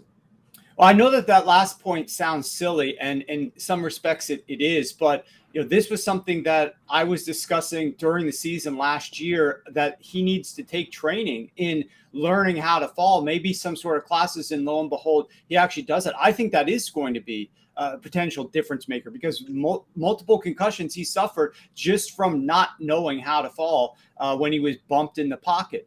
But I believe that Tua is in a great position once again this year. Defenses did start to adjust and tweak some things late last season. And I think part of that came in a game against the Chargers after a game against the 49ers. And Chargers used some of those principles with that too high shell defense to kind of slow down Tua and take away the middle of the field. Well, guess what? Mike McDaniel goes out and hires Vic Fangio to be his defensive coordinator this year. And you can guarantee that he's going to take some of the principles that from that too high shell defense that Vic loves to use and try to help his offense overcome some of those impediments. We'll find out week 1 when they play the Chargers as to whether or not this offense has got some answers in the offseason for how to deal with some of the defensive adjustments. The other question that I have that not a whole lot of people are talking about is, how do you replace Mike Gesicki? And it sounds dumb because I took Gesicki's under last year in total yards. I didn't think he was going to be a good fit because this offense needs a tight end that's actually going to block a little bit in addition to catching passes. But an interesting element that I wrote about in the book is that when Gesicki was on the field in third down situations, defenses played a lot more man coverage against the Dolphins offense. And that allowed Tua to play at his best, and they converted a much higher rate of those third downs to get back on track and get back into first down situations and continue to drive the football to score points. And so without Gesicki, they didn't really replace him. They didn't really get a guy who's going to play that strong tight end role for them, even if Gesicki was phased out late and not a great contributor in general. He got that man coverage that Tua performed much better against. So can they still get more man coverage on third down with a replacement? That's to be determined. But I think the ceiling is very high for the Dolphins. I want to find ways to be bullish on the Miami Dolphins this upcoming year. I love the additions they made last offseason. Didn't make quite as many this year, but I think they are still an exciting and competitive team in that stacked AFC East. It's going to be hard to figure out which one of these teams excels and really pulls away from the pack, but I think the Dolphins has just as good a chance as the Jets or the Buffalo Bills is doing that. So we're always looking for wide receivers, running backs, tight ends, whomever it may be, all these skill position players that might sneak into being top tier. You think Brandon Ayuk has an opportunity to be a top tier player this year? Why? Yeah, I think this 49ers team is going to need to pass the football a little bit more this season. I don't think that they're going to have quite as much sustained success under Brock Purdy. People forget like that little spurt that Brock Purdy was able to show last year. That often happens to some young quarterbacks earlier on in the season. And then defensive coordinators start to figure out this offense and figure out what they're trying to do with this quarterback and make those adjustments. And then some of those younger quarterbacks do start to tail off a little bit late in their rookie campaign. Well, last year was such a brief stint for Purdy, and it was late in the season, such that defensive coordinators didn't really have a chance to make those adjustments. They're going to have a lot more tape and film on Purdy to start the season. Thus, I don't anticipate, while I still think the 49ers should be favorites to win the NFC West, I don't anticipate the 49ers steamrolling out to like 13, 14 wins this year. As a result, they are going to have to pass the football more. Purdy did have a little bit higher propensity to push the ball down the field to Ayuk, and I just think that there's some good chances in this offense with a potentially higher pass rate for Ayuk to catch more targets and to be have a bigger role in the Niners offense this year. All right, Warren, I want to ask you about staying in the NFC. Darren Waller. I want to ask you about 3 players with the Giants. Number 1 is, what do you think Jones is this year after getting paid? Barkley reaches the 1-year deal, so it's getting a little bit more money over the franchise tag. What do you expect from Saquon? And then Waller, the big acquisition from the Raiders in the offseason as a pass catcher. What about the Giants offense, and what do you expect from those 3 this year? First of all, in general, it's easy to point to the Giants and say this team's going to regress because they really outplayed themselves in one-score games last year, all these fourth-quarter comebacks, etc. And I do believe that a lot of that is going to be true. I think with Saquon Barkley, the funny part is I looked at all the milestones that he has to hit to get these bonuses, and like the betting market is completely, fading him massively to get anywhere close to any of those numbers just because he was healthy and played in all 16 games that the Giants played their starters in last year. That's how he was even able to get close to some of those numbers last year. A lot of these milestones he's very unlikely to hit this upcoming year. I think it was a great deal for Joe Schoen and the Giants to get this deal done with Barkley for this upcoming season. I think Waller is going to be massive for this offense. This offense needed a tight end. Another name that a lot of people don't look at, but I wrote about this in the book, and I again encourage you to buy 2023 football preview on the website at Sharp Football Analysis. Daniel Bellinger. This was a young tight end last year, inexperienced, not highly drafted, but played a pivotal role for them early in the season. And when Bellinger went down, I think he wasn't an orbital bone, but he scratched his eye against, I believe, the Jacksonville Jaguars and missed several games. Like, this team's offense definitely did struggle because they are designed to have a tight end there to be a support system for Daniel Jones. And I think the addition of Waller and then the ability to play a little bit of 12 personnel is going to be massive for them. Now, of course, Waller has to stay healthy and you have to factor a little bit of injury risk into your projections, but I think Waller's going to be huge. For Daniel Jones, the best part about him is the rushing upside and the fact that he's playing for a coach that understands how efficient run plays are for quarterbacks. And I believe that Daniel Jones is going to have a higher floor just because of that rushing volume. The problem is that he threw only 15 touchdown passes last year. I mean, he does not have a very high ceiling. I wrote a lot of articles this offseason as to why I did not believe he was worth a big contract, because I think a lot of what he did last year, it's really this interesting cycle here. You bring in a new coach with a new play caller, and they get a lot out of this quarterback, far more than he would have delivered in seasons past, from like a conversion rate on third downs, from just an efficiency perspective in general. They were so efficient down inside the red zone, ran in a lot of touchdowns as opposed to throwing them. But nevertheless, because they had such good coaches working with Jones, he looked a lot better and they got paid a lot more. And now the coaches have to deal with being hamstrung a little bit because the quarterback is no longer on a rookie deal and very cheap. So I think Jones is slightly below average, in my opinion, as an NFL starter. But I think his rushing ability on the ground is what gives him a higher floor from a fantasy perspective. But I'm certainly not really in love with the prospects of Daniel Jones being my QB1. I think he's got a lot of room to grow. I love what the Giants are doing from a weapons perspective around him, and the fact that Dable and Shane can now get their fingers into the pie a little bit deeper and meld this team and mold them and bring in players to support that they want to use, as opposed to the Dave Gettleman scraps that they've been left with. But this team is due for a little bit of regression. From a betting standpoint, and I remember last year reading some of your stuff, and I read your stuff all the time and love it. You were in on a play that I enjoyed a lot as well, the longest rushing yard by a player. I thought that many of the books were very underpriced in that number. Is that another thing you'll look back at this year? Is there a different quote unquote sneaky play that maybe you're looking at paying attention to? Yeah, we had a very good year betting props last season, and those were some of my favorite props to bet. Longest rushing attempt by various different players. On occasion, I'll delve into like the longest completion from a quarterback or longest reception from a receiver. A lot of what I look at is like player specific, but then also game plan driven. And so I'm really studying what I think the coaches are going to call in specific games and what the weaknesses are for certain defenses. And, one of the things I write about in the forward of my book is just how we've made an investment into the infrastructure and what we're doing, our process at Sharp Football Analysis. And we're spending a lot more money now on better data than we had in the prior years. And that better data really has shown dividends last season in terms of finding better props to bet. And we're going to continue to expand that this upcoming season. We don't do as much forward facing and sharing the data publicly because we can't, because we're paying such a high price tag to have, proprietary access to some of this stuff. But we certainly are using it ourselves and factoring into the prop market and the betting market.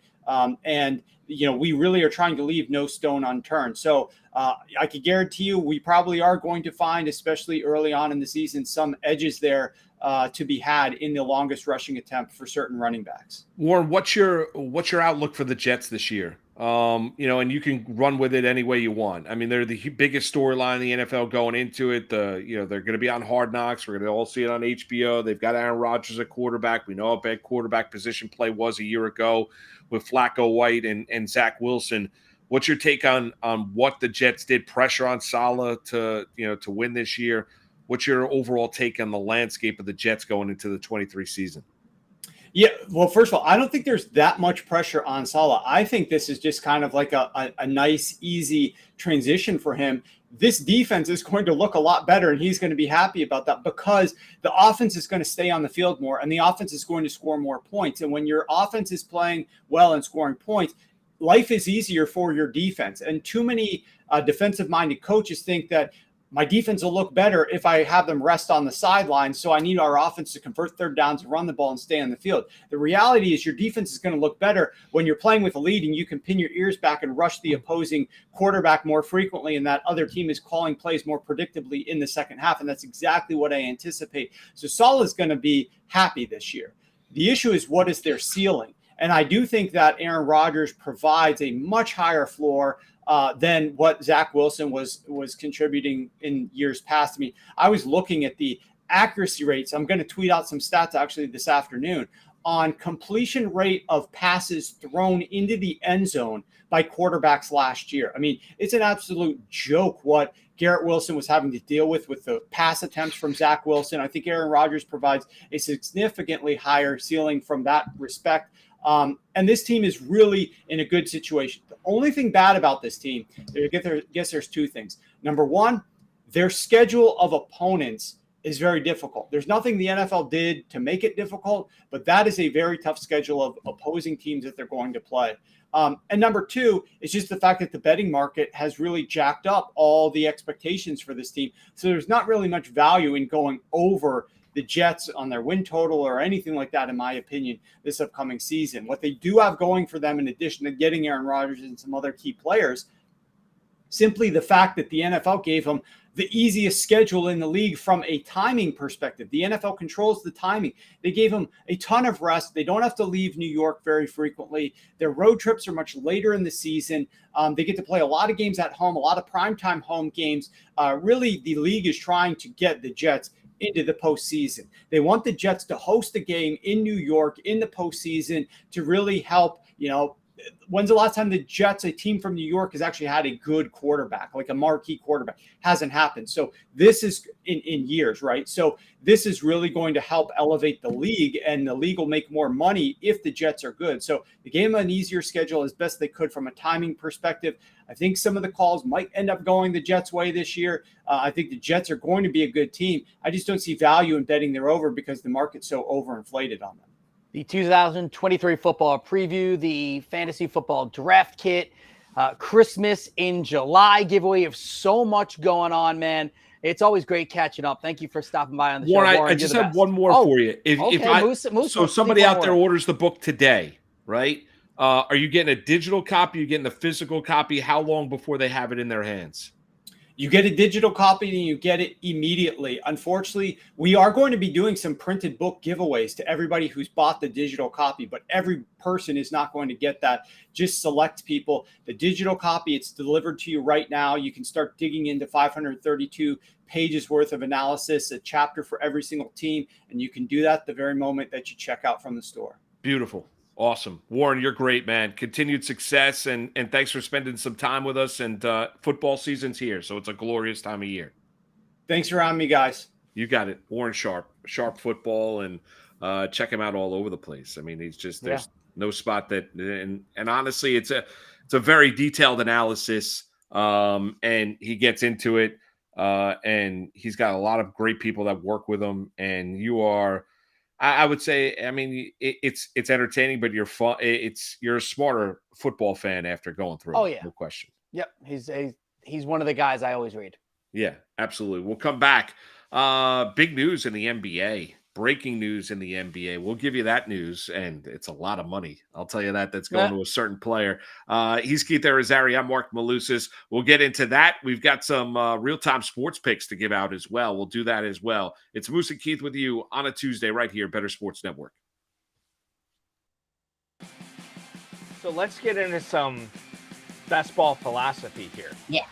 In your experience, going back many, many, many years, drafting in national tournaments, Bradley, have you historically been shying away from the running back position in favor of wide receivers? In favor of, if you're drafting in the FFPC, tight end premium format, in favor of tight ends as well. Is that the smart play when you're drafting this early in the drafting season? Yeah, so taking value is going to be huge, and looking at like running backs and wide receivers, like you want to take a look at how the structure is. So you mentioned earlier the FFPC has a couple different types, like they've got super flex and one quarterback, and so that's going to change your strategy a little bit if you have only 2 wide receivers or if you're drafting 3 wide receivers. And of course, the PPR is a different aspect compared to other formats or other tournaments. And so keeping in mind the pass catching upside of some of the running backs may be more valuable in those formats. So the Austin Ecklers, the Christian McCaffreys may be more value because they get more receptions, and so like I loved taking late shots a couple of years ago on like the JD McKissicks of the world who would get 50 receptions really cheaply. So that's something to consider. But when it comes to like overall value, like you're drafting, you're in the middle of a draft, and you just noticed that, I don't know, maybe it's Chris Godwin has fallen 14 spots, but Chris Godwin was not in your plans to be drafting. Like maybe you don't have a strong player take on Chris Godwin, or my take is that I don't think the Bucs are going to be particularly good this year. But for him to be dropping, let's say 14 spots is more than a full round. And based on the data that we've seen, if you get to draft a player more than 12 spots ahead or behind ADP, so they drop 12 or more spots, you have an 84% edge over the rest of the tournament players who are drafting this player, because typically this player isn't going to drop. The average draft position is a really strong indicator of where a player is going to go. And I think that is also on the flip side. If you are reaching too much, you're giving up value in your drafts. And so when it comes to value-based drafting, you need to consider, just because this guy isn't my plans or I don't have a strong player take on him, maybe that's your opportunity to sprinkle in some shares of this player at a good price.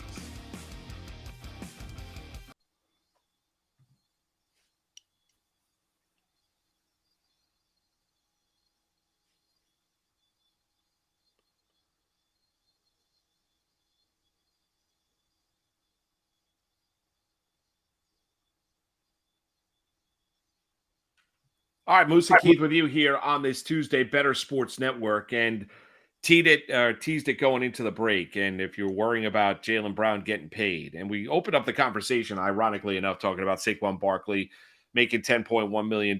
Well, If you're athletically gifted enough and you're tall enough, go play in the NBA. And if you're good enough, Jaylen Brown just signed a 5-year, $304 million contract extension with the Boston Celtics. So he gets a Supermax deal.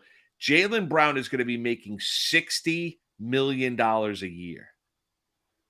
I want to be Jaylen Brown.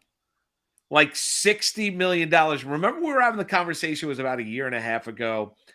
Ime Udoka was still the coach before he went through everything they went through, and Boston was struggling before they made their run to the NBA Finals, and there were conversations of whether or not Jaylen Brown and Jason Tatum could play together and play well enough together. And we all understand how great Jason Tatum is as a player. We get that. Jaylen Brown comes in where, hopefully he's working on his handle because it was terrible in the playoffs. I mean, he was turning the basketball over left and right, and he was accountable after, the loss in the Eastern Conference Finals to the Miami Heat and nearly coming back from 3-0 down. But Jaylen Brown, said he wanted to be in Boston. There were conversations about them maybe going to go get Dame Lillard from the Portland Trail Blazers. Well, Jaylen Brown's now a Boston Celtic. 5 years, yeah. 5 years, $304 million. So in 2024, 2025, he's making $52 million. Thank you, Jessica Brand. 25, 26, he's making 56 and change. 26, 27, $60 million and change. 27, 28, 64, nearly $65 million. And in the last year of the deal, Jaylen Brown is making nearly $70 million. Think about that. Just think about that for a second. Jaylen Brown is good in 28-29 NBA season, and he'll probably play 70 games in the year, right? Well, yeah, Kylian Mbappe just got offered crazy amounts of money from the Saudis, right? From that Saudi league. Right. Kylian Mbappe might make $1 billion. Right. And that's like a global type of thing. And then you've got, Jaylen Brown, who is, most people would say, not the best player on the Boston Celtics, correct? No, he's not. Right. But timing is everything. Everything. Truly is. That's it. Everyone, and there are other players in the NBA that are celebrating because, they're whoever the next man up. God bless. That's amazing. Yeah. But think about, he's going to be basically, if he plays in 28-29, say for argument, he plays 70 games, he's going to be making $1 million a game in the regular season. Awesome. It's insane. It's awesome. It's crazy. God really bless. Cool. $70 million. $70 million. Here's the learning lesson. If you're athletically gifted enough, be tall. And you're tall enough, go play basketball. All right. So I don't think biologically or whatever, science of this works. But so if you're not tall, get a pull-up bar and just keep hanging from it. It'll elongate your body. It'll make you grow, won't it? No, it won't. That wives' tale. That's an old wives' tale. That doesn't work. No, but there are parents. You've heard the people that give their kids the HGH. Yeah.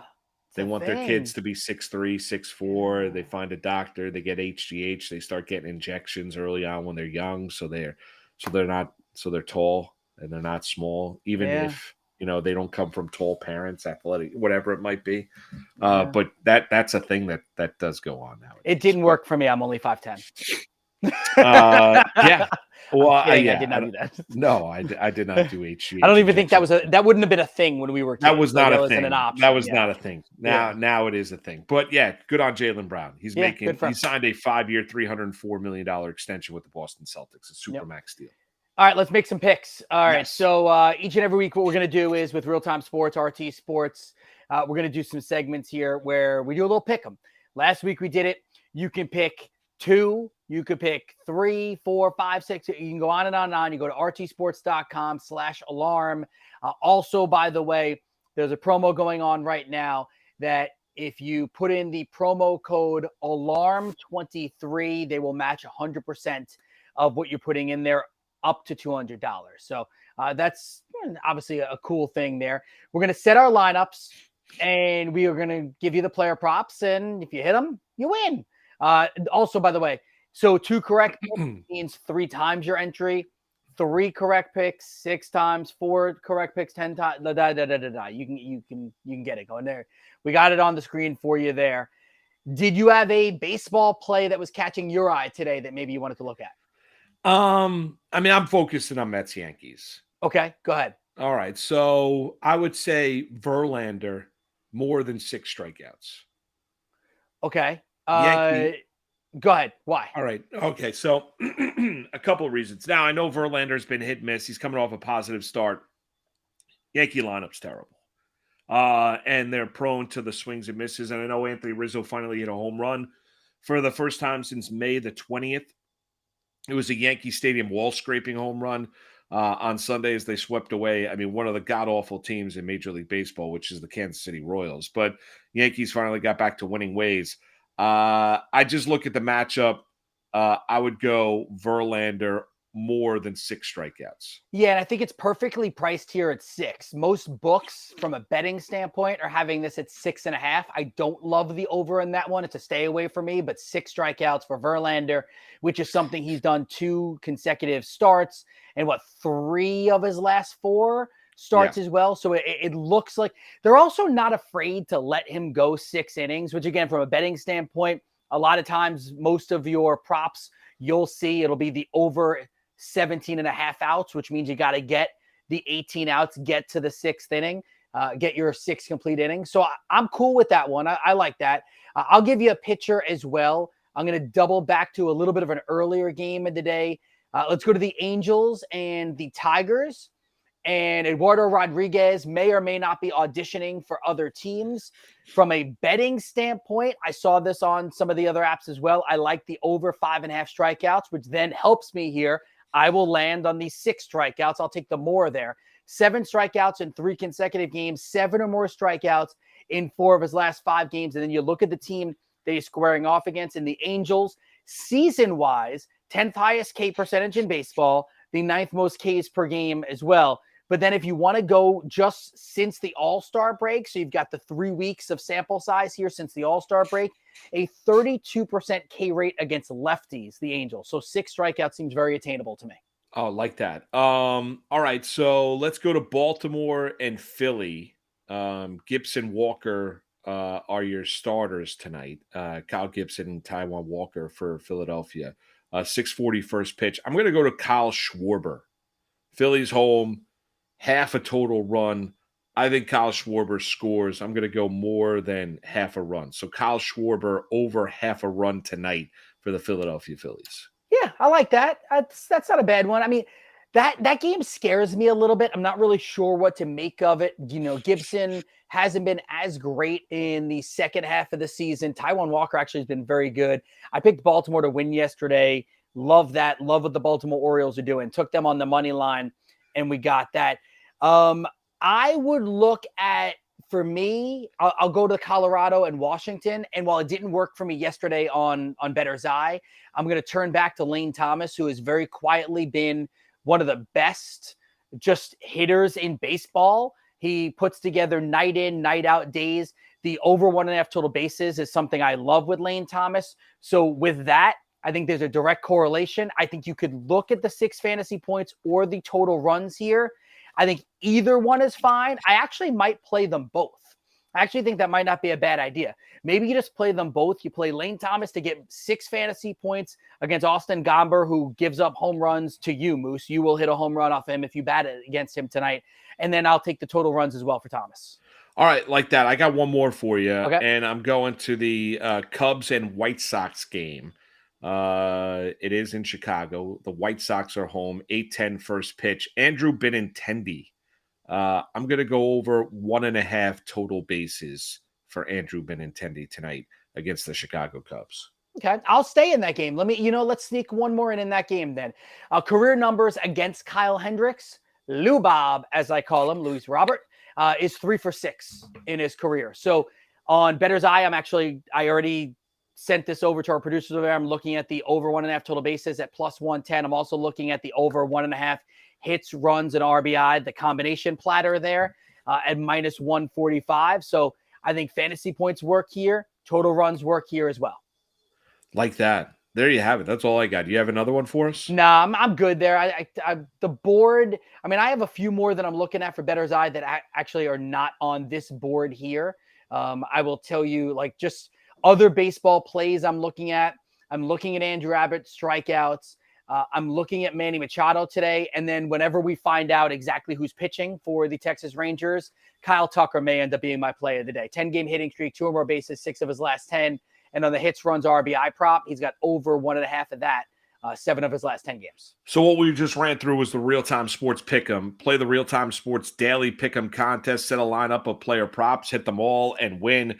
Baseball, golf, and more. We went through tonight's MLB slate. 2 correct picks wins 3 times your entry. 3 correct picks wins 6 times. 4 correct picks 10 times. 520. 6 correct picks means 40 times. Go to rtsports.com/alarm. First-time depositors get 100% instant match up to $200 with deposit code ALARM23. Remember to play responsibly. Please call 1-800-GAMBLER. Awesome. All right, let's take one more break. When we get back, Heather Klein is producing today's show, and she has some stories for us. We're going to hit up the Moose and Keith BS detector. I think it is Heather's first time to hear this. Oh, my God. Did that work? Here we go. Yeah! Oh. It was like time for Keith to go get some batteries. I know. No, you know what it was? I lowered the volume all the way to the, there you go. That was really no, loud. you got to go full blast. No. I don't want to blow out your ears, all right? No. You're a nice guy. You want to be able to hear through your... Am I a nice guy? I don't know. You're a good enough guy. Thank you. I appreciate it. You have nice hair, okay? You have nice hair. Yeah. All right, we'll be back. We'll wrap up the show with a little gray, BS too detector. Gray. Too That's many nerves. fine. Yeah. Distinguished. Thank you. I don't have any of it, okay? Be right back. It's Moose and Keith, Better Sports Network. I feel like this is a quietly contentious point in Dynasty Fantasy Football, what it means to actually be rebuilding. Some people say you should never truly be rebuilding. How do you view the rebuilding versus competing dichotomy in Dynasty? So I will be the first person to acknowledge that my preferred format of fantasy football is just redraft. The years that I have played Dynasty, it has been, I've drafted a win now team because I've seen people that have just gotten into the cycle of rebuilding and thus they just don't make any progress. So if you're rebuilding for the 5th year in a row, I just, I don't know exactly how you get out of it, but yeah, it's definitely something that can happen. And a lot of people, especially when we come out of the NFL draft, everyone's just instantly shipping off, draft picks and everything. So, I mean, it's definitely something that can happen. Joey, do you feel similarly to it? Do you feel like you see people getting stuck in the rebuilding loop? I mean, I would say people that try to rebuild in the beginning of seasons, of their fantasy seasons, I see them get stuck in that rut. I would really try to only ever rebuild if I knew I was going to miss the playoffs. Like, I'm always trying to play to win, even if it's maybe I don't know. I think my big thing is the word rebuild is a much shorter time frame than I think most people say it should be. Like, they look at rebuild as like 3 years out competing. Rebuild, you're looking to compete next season. You know what I mean? Like, if you're doing it now, you're looking to revamp, and maybe there's a one season where you ship it off, but that very next season you should be competing. If you're doing it like that, I'm cool with it, but you gotta have a plan, not just keep getting the young players, keep getting the draft picks. Otherwise, you end up like Tim. Maybe not like Tim who gets a bye, but you make the playoffs, you're in that like 4 to 6 range every year, just hovering in the middle. Nothing ever gets better, nothing ever gets worse. I think I play like you in Dynasty, Simon. I play in 3-year windows. 100%. That's my go-to. And with the rate at which Dynasty leagues turn over, you should really only ever play in a 3-year window.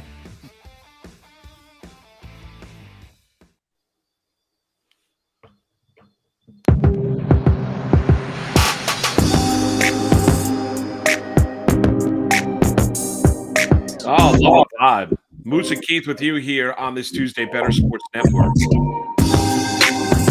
Our producer today, Heather, is going to hop on mic.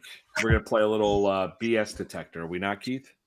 Yes, we are going to do BS detector. Yes, that's exactly right. So Heather, who's filling in for Brian Burns this week. Brian had some. That is not BS. Issues. It's true. No, that is right. Brian texted us this morning. Comcast, no Wi-Fi. He didn't pay his bill. No, he didn't pay. No, he didn't. No, there's Wi-Fi issues all over. You don't want. Let's just no. It's much. How about this? Is it BS or is it true? Did he pay his bill or not? What do we think? I hope he paid his bill. I think he paid his bill. Heather, let's bring you on microphone right now. Heather, do you think that Burnsy just forgot to pay his Comcast bill, and that's why he doesn't have internet. I do want to take the hot take, but I will say he's currently watching your show right now. Yeah, so it's fine. It's fine. Yeah. So I think he does have some form of capabilities. I think he pays his bill. I think he's a responsible young man. Fair enough. I think he didn't pay his bill. He actually asked Moose to pay it. Moose didn't get the message. I have no money. money. Moose is like, I got 3 kids. Leave me alone. Listen, I was thinking about this during the break after we had Sharp on because I want to order his book, right? Do you think both of you, Heather, I'll get your opinion too, Keith, your opinion is this. I need a physical copy of the book. Like the digital doesn't work because I want to read it when I'm on the beach next week down on the Jersey Shore. And I can't bring like an iPad or something on the beach. So would it be too much to ask Warren if I could get a physical copy of the book? No, I think you can. And if he says yes to you, then say, oh, that's so awesome. Do you want to send one to Keith too? No, but worry about yourself first. Well, I'm going to pay for it. I'm not asking you to get it for free. I agree. No, I'm with you too. I would rather have the physical book as well. Heather, do you think that would be too much to ask Warren? No, not at all. I like paper. I like being able to have it in my hands. I like to be able to go flip back and forth. But the only downside to that is you won't get the most updated. Well, it's bulky, but you won't get the most updated information. Well, that's true. With ebooks, you get instant or as quick as possible the updates. You don't have that with the hard copy. No, I get that. That's fair. I can't. All right, you swung me on digital. I'm in on digital now. Well, is he constantly updating? He's updating it throughout the time. Yes, they're updating it as much as possible when news breaks. So that's the benefits of the ebook. Gotcha. That's what's concerned with the ebook. Because you take it back to like really old school when you buy the fantasy magazines and right. No, I get that, but I'm just thinking about the time I have. When will I have some time to be able to sit down and do it? It's probably when I'm on the beach. It's not going to be. When I'm home, there's no time. Do you have a Nook or a Nook or an e-reader of any sort? Let's see. I have the Remarkable. Could I download it for Remarkable? Can't you just take one of your boys' iPads? No, there's no iPads. iPads are not making the trip. Okay. Because they're like fiends. Yeah. We can't. Their iPads cannot be anywhere in the vicinity. And I'm envisioning you on a cell phone. I'm like this. Like, I'm like, right. I'm like, wait, what? I forgot my glasses. I can't see. Single font fills out the entire screen. That's exactly right.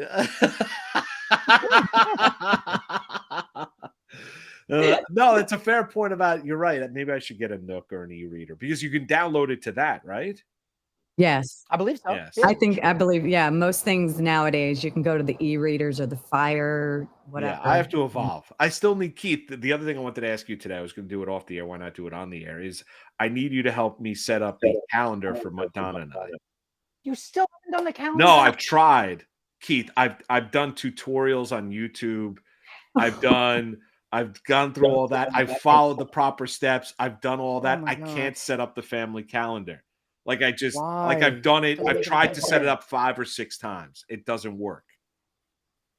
Heather, talk to him. I'm hearing it. I love that you went to the tutorials as well. I watched it. My sons are yelling, "What are you watching?" I'm like, I'm trying to set up a family calendar.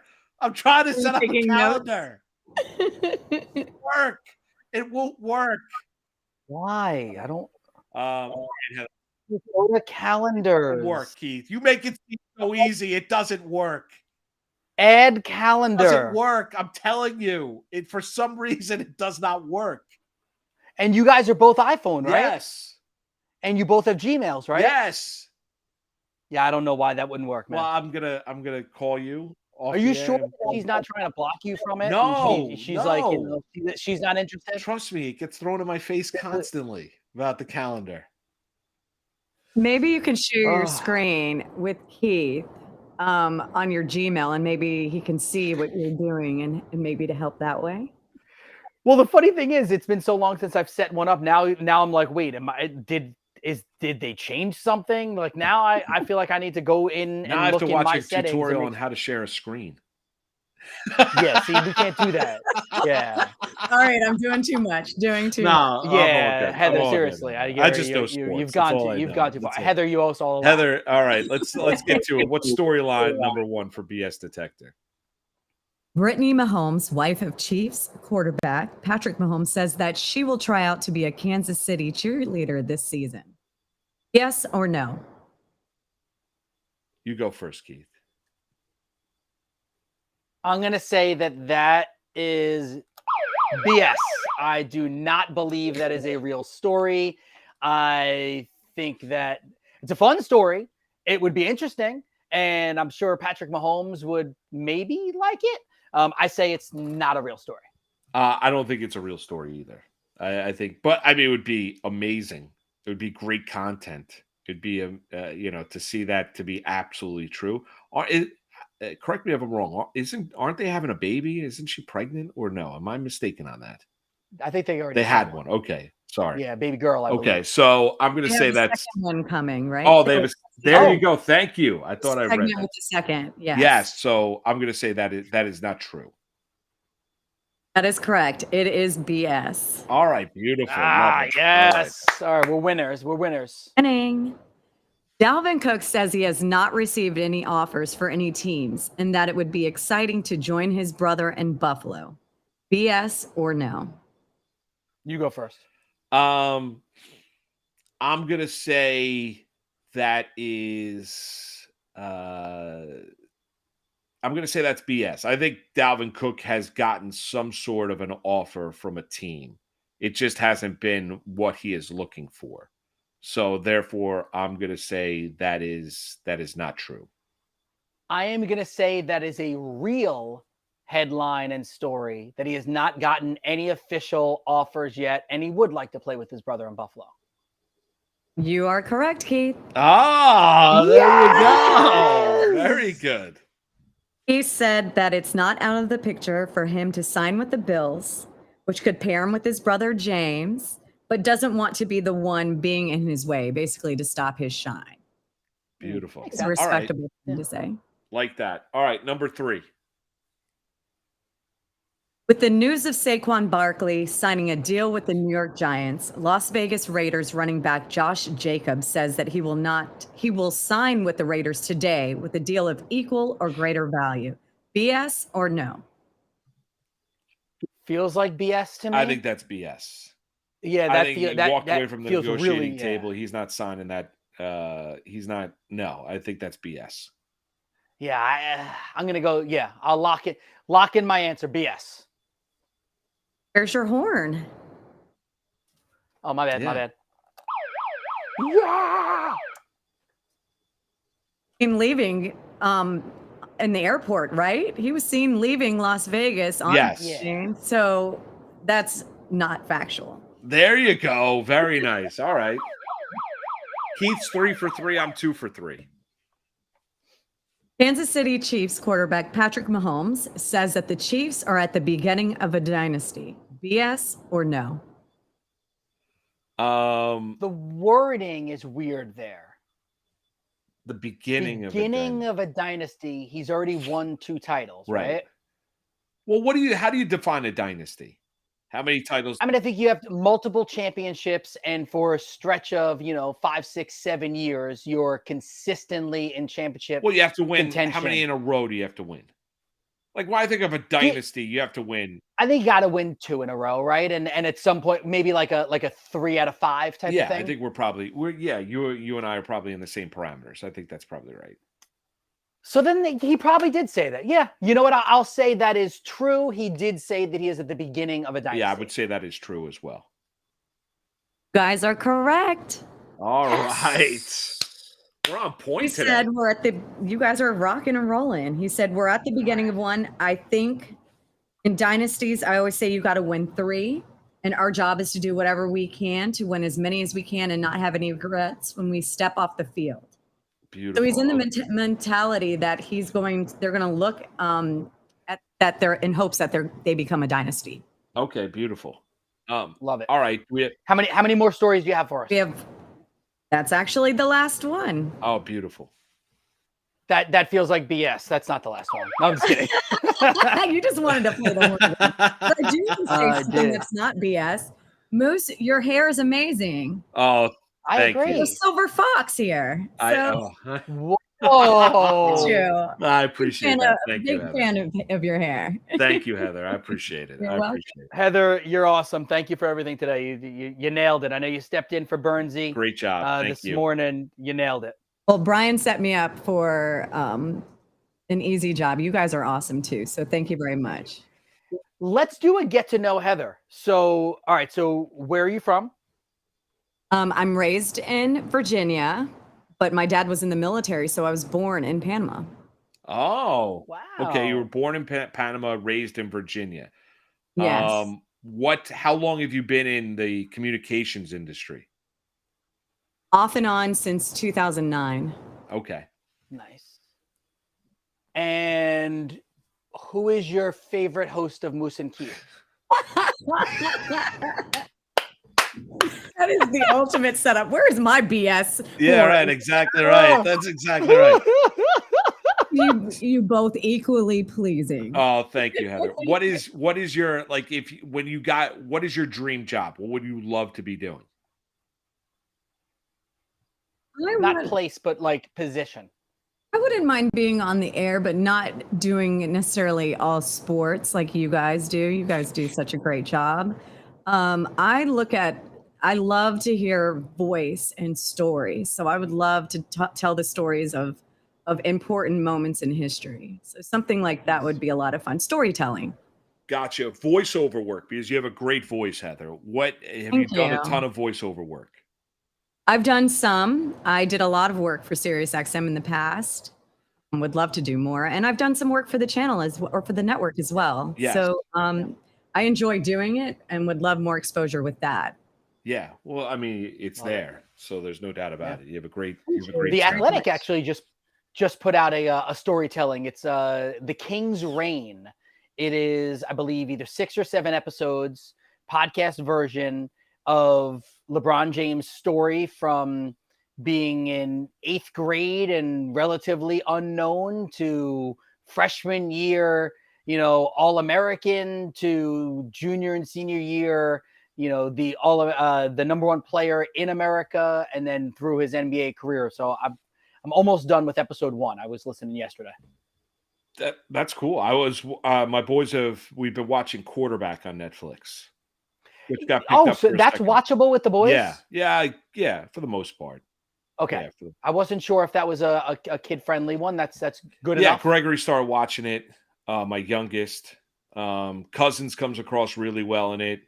I was talking to a buddy of mine that works for the Mannings over at Omaha that used to work over at SNY, and then he worked at Fox, Sam Pepper, and he wouldn't tell me who's going to be part of season 2, but it got picked up for season 2. It's still in the works, still conversations.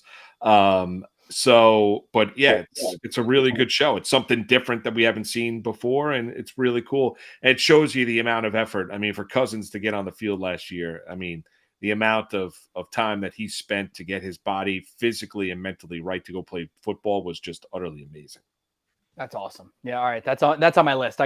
Jody and I just binged the 2 seasons of White Lotus. Yeah, great show. That was really good. I was like shocked at how good it was. Yeah, that's a very, very good show on HBO. I like the first season better than the second, but yes, very good. I would agree. First season was better than the second one. Yeah. Keith, it's been a blast. Thanks to everybody. Heather, great job. We really appreciate it. Thanks to everybody, Jessica and everyone in our chat session this morning, to our guest, Alan and Warren, for joining us earlier on the program. And next week at this time, we'll be back together once again.